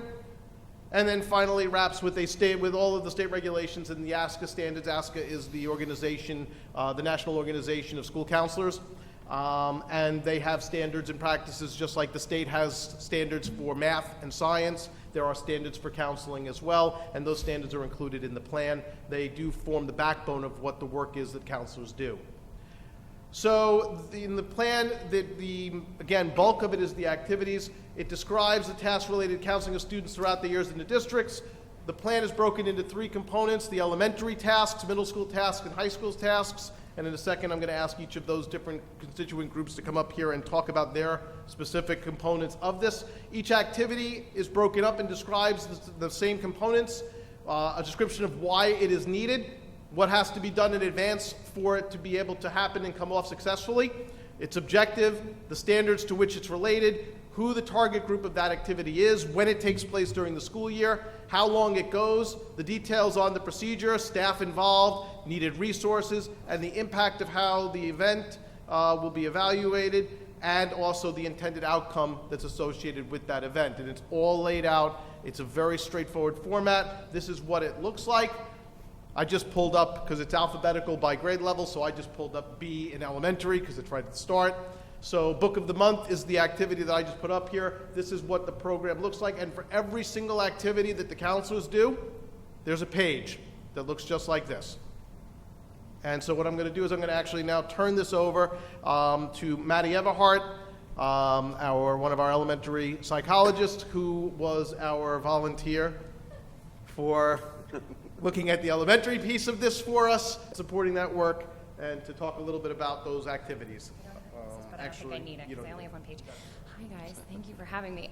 Even though I've decided I'm going to be pretty useless at field day tomorrow now, but that's okay. I'm going to do my best. So tonight, I'm just going to highlight a couple of the things that we talked about in the elementary activities. So obviously we just heard about Book of the Month. A lot of these are universal, so meaning all students have access to them. And so one of those on the next on the list is the Empowering Minds program. So obviously that's at Miller Avenue as well as Wading River School, and that's our mindfulness-based social emotional curriculum. That's a push-in lesson that happens every other week by myself and co-taught by the teachers. And obviously, even though that's a lesson that's bi-weekly, there's components of that hopefully kind of each day those skills are highlighted. There's also things like bucket fillers. So again, that's a universal program where we talk a lot about bucket filling and bucket dipping. We're able to recognize our bucket fillers at the building level each Friday, as well as character counts. So pillars of character, reviewing what those are. Morning messages have that threaded through. And then we have some that are a little bit more small group, like our student council, as well as a new one that we have called Play Pals, which is working with some of our students with disabilities, as well as some of our general education students, building awareness at that young level. And so those are just a couple of the things that you'll see in the guidance program. So thanks so much. Thank you, Matt. All right, and I'm actually just going to turn it right over. So Brendan is going to come up here and talk to us about the middle school. Good evening. My name is Brendan Lynch. I'm one of the school counselors at the middle school. On this slide, as you can see, a list of some of the activities that you will find in the comprehensive guidance plan under the middle school section. I'll highlight a few and kind of briefly discuss them. Next week, we actually have our 5th grade orientation, where our current fifth grade students come up to the middle school and spend some time with us and get a really good feel for the school.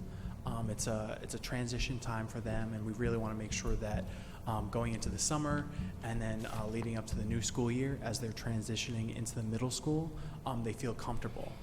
We have different stations for each class, and they move throughout each station, and they learn things like where the lockers are and how to open their locker. They get a chance to speak with myself and our other school counselor, Ms. Kelly Young, and ask us questions and just get a good feel for the community that's in the middle school. Another program that you can see on the list is the Naviance Student Workshops. Naviance is an online program for students that really helps prepare for college and career readiness. We signed up back in November into December. We signed up our 8th graders for that program, and they completed a Strength Explorer survey just to see where some of their strengths lie and where some potential career paths could lead them. Of course, they're in 8th grade, and we realize that this is going to develop and change, but to just give them that flavor of they're going to be leading into high school soon, and just to kind of think, all right, high school is going to come quick. What am I looking towards in the future beyond high school? Another program that's not on that list, but that we implemented, was the 8th to 9th grade transition meetings with our student and a parent or guardian. And this is where we really discussed the transition into the high school and what that looks like for each student. We discussed different courses that they can take, different extracurricular activities that they can become involved in. And really just, again, kind of like the 5th graders coming up, our 8th graders leaving, we want that transition to the high school to be nice and smooth for them. So that's just some of the programs that we have implemented throughout the school year. Thank you. Thanks.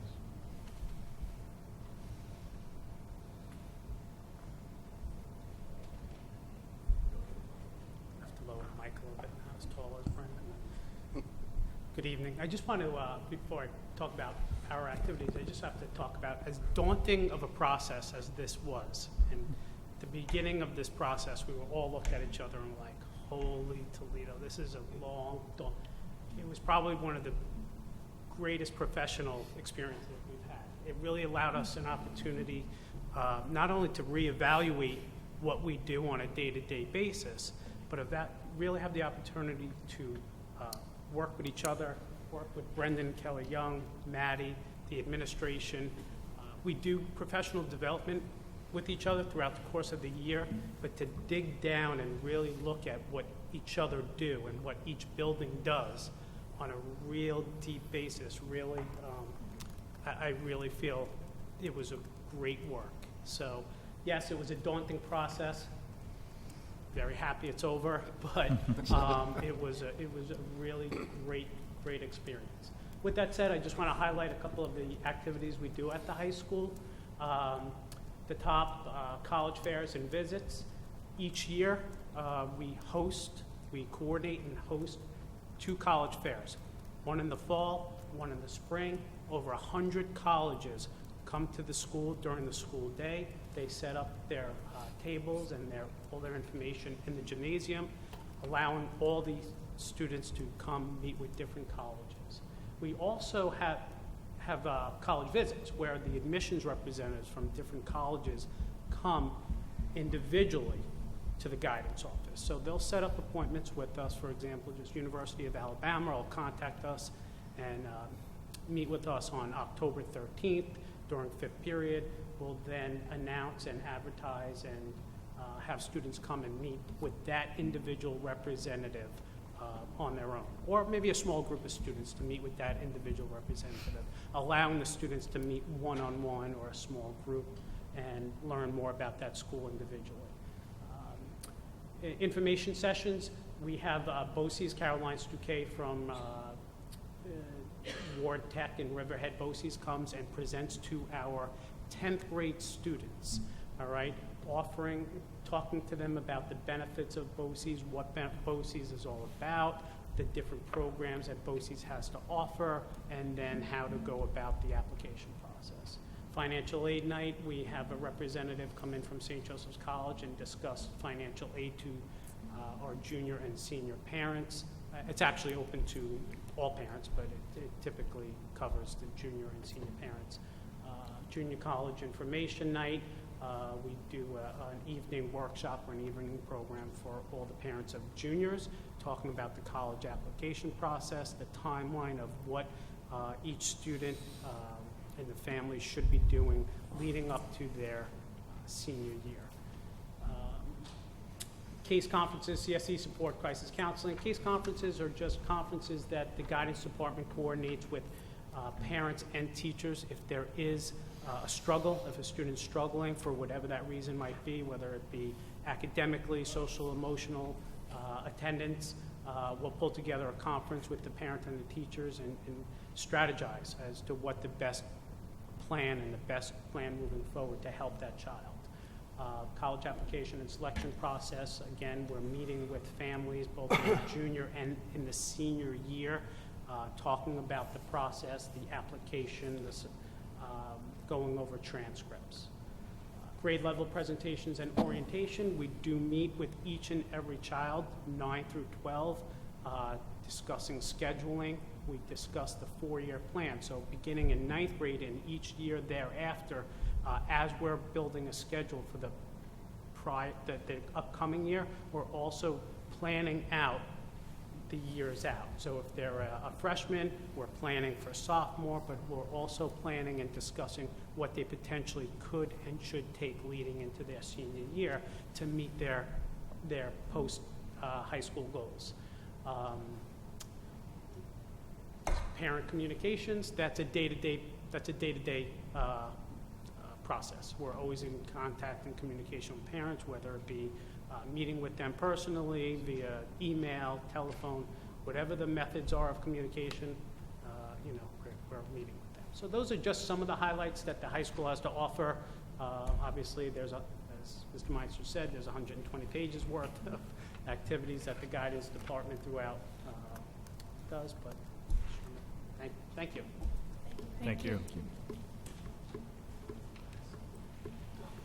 And once again, as Sal did indicate there, this was a tremendous effort that took many, many months and numerous meetings and time spent of their own time putting these activities together. So I would strongly encourage you again to take a look at the document, and hopefully once it's posted to the website, the community will dive into that a little bit as well, just to get a deeper understanding and look at what the different tasks are that guidance counselors do perform and what's available to them as community members when they reach out to guidance for support for their children. In terms of next steps, One of the things that's a requirement of the guidance plan is that a guidance advisory committee be formed that meets at least twice each year to review the plan, once in the fall to make sure that everything that's in the plan is up and running and that the plan itself is being followed and is in place. And then again in the spring to review the actual activities and make recommendations for how to further strengthen the plan going forward. Feedback will be gathered throughout next year on how the plan's implementation is going forward, and that information will be used to make any necessary revisions to the plan for 2021 and going forward. Any questions about the plan? All right, we'll be back in front of you on June 25th, where we'll have the opportunity to answer any questions you have before it's put for a vote for approval. Great. Thank you again. Thank you.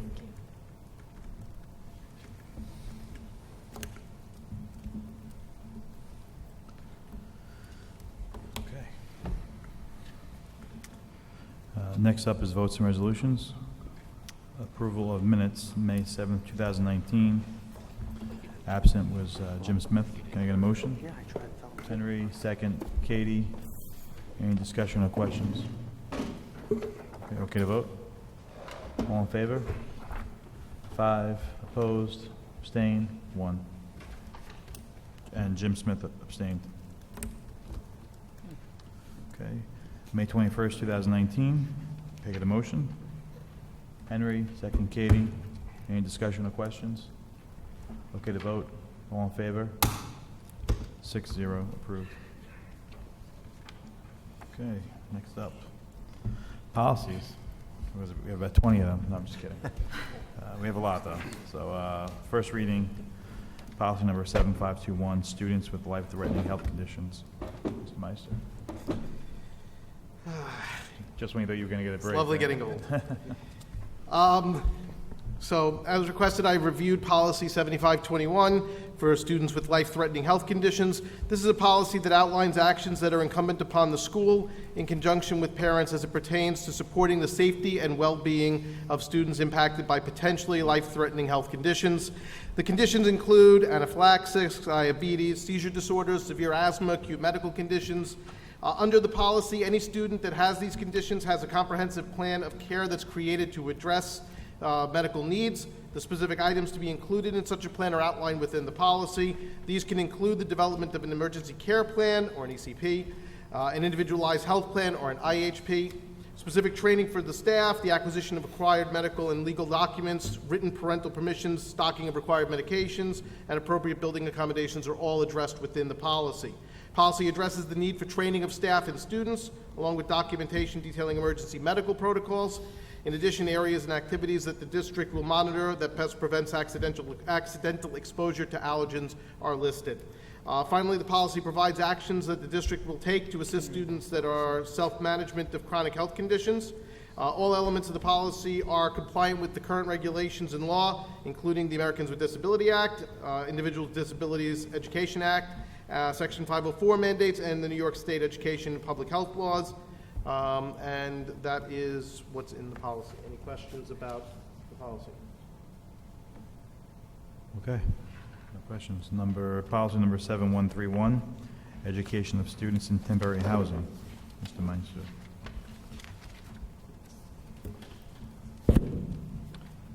Policy 7131 for education of students in temporary housing. This is a major rewrite of what was existing policy that addresses this issue.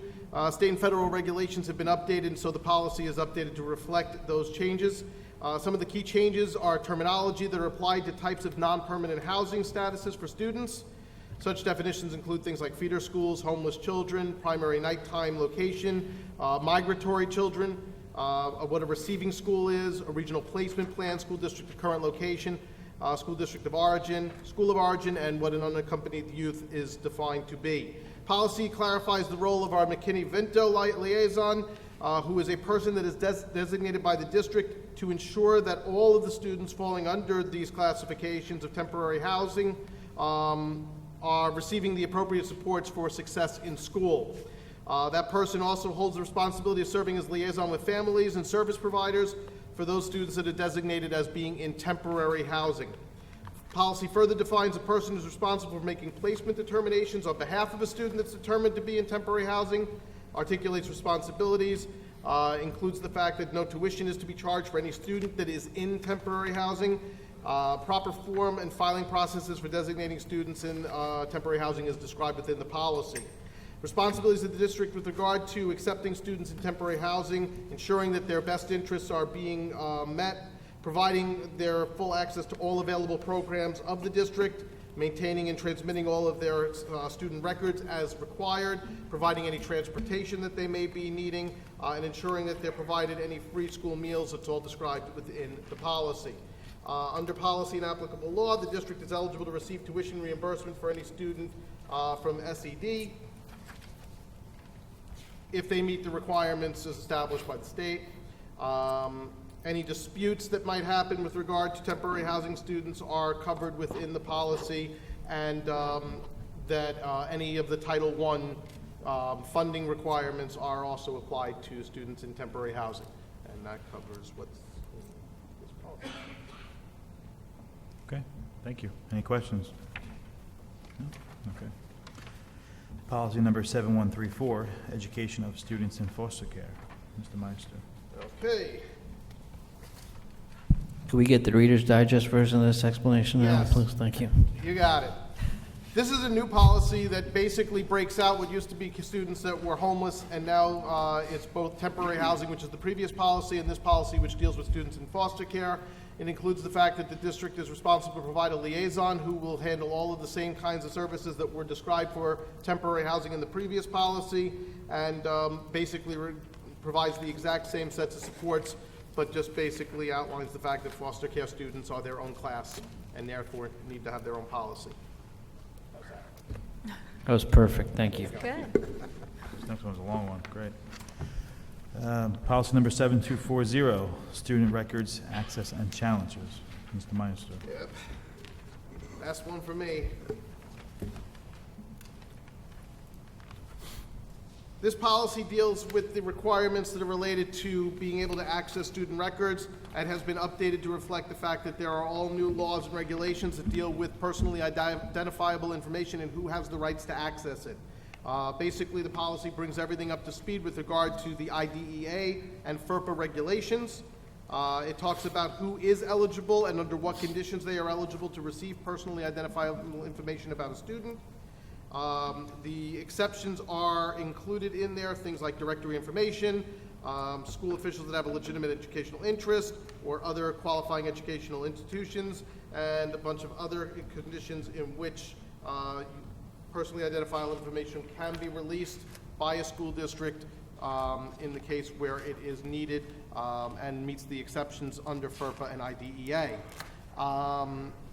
The procedure for challenging student records and releasing information to a student of a student to a non-custodial parent are detailed in this policy as well, along with information about the requirement that a parent's bill of rights for data privacy and security is posted on the district's website, which we do already have in place. Any questions? Thank you. Any questions? No? Okay. Policy number 5640, smoking, tobacco, and electronic cigarettes. Mr. Arcuri. Yes, this policy has been modified in order to incorporate recent changes to the public health law, as well as to provide clarity and consistency with various applicable federal and state laws. Wow, you got the easy one, huh? That was awesome, Glenn. Okay. Any questions? Okay. Next policy, 5693, food distribution. The food distribution policy has been modified in order to reflect that there's been a cafeteria added at the Wading River School as well as the middle school, and that the only school where students are available to make meal purchases from the PTO or PTA is the Miller Avenue building. Okay. Any questions? No? We approved for a first reading. Okay, great. Okay, next up is adoption of resolutions. Curriculum instruction and assessment resolutions, numbers 1819-351 through 1819-352. Okay, take them as a block. Can I get a motion? Katie, second Jim. Any discussion or questions? Okay to vote? All in favor? 6-0. Okay. Business and operations resolutions. Numbers 1819-353 through numbers 1819-359. Okay, take them as a block. Okay. Can I get a motion? Kim, second Katie. Any questions? Okay to vote? All in favor? 6-0 approved. I'd like to thank the Miller Avenue PTO for the tree donation in honor of Andrew Morris and the Wading River Nursery, and Garden Supply for their donation of installing the tree. Thank you. Okay, personnel. Can I get a motion? Katie, second Kim. Any discussion or questions? Okay to vote? All in favor? 6-0 approved. Okay. Any communications?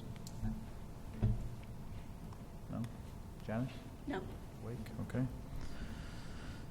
Discussion? Any additional comments from residents? This is your last one as a resident.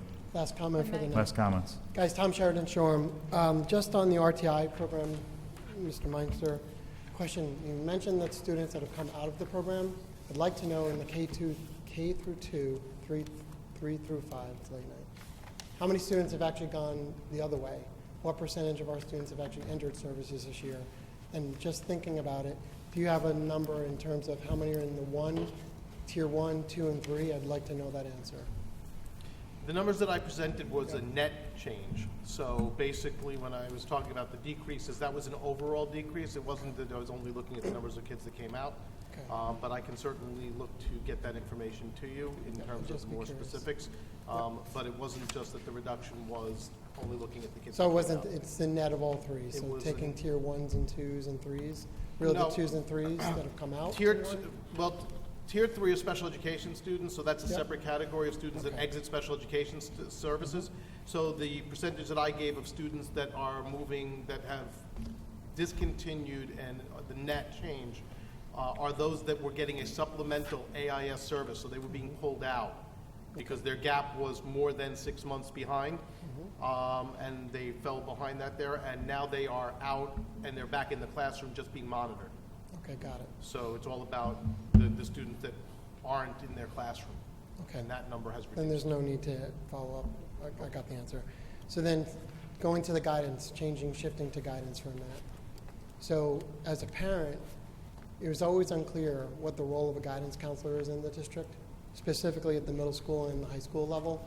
I heard tonight where 8th graders moving into 9th have a meeting. They'll learn what to expect for 9th grade.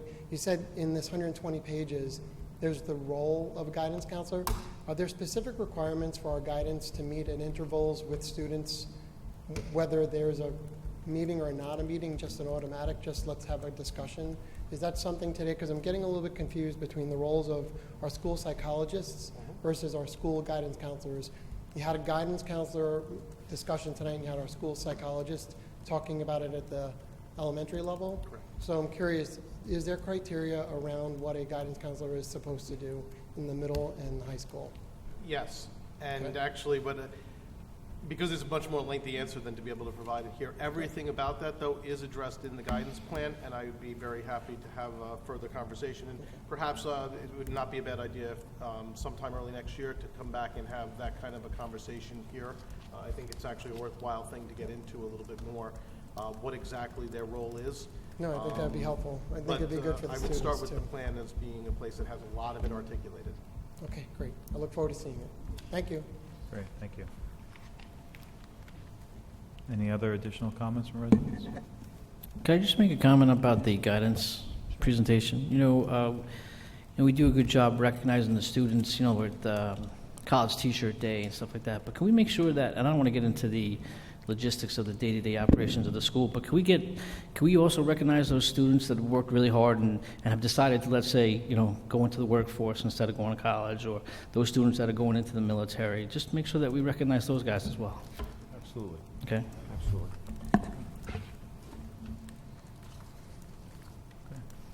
All right. Can I get a motion to adjourn the meeting? Rob, second. Kim?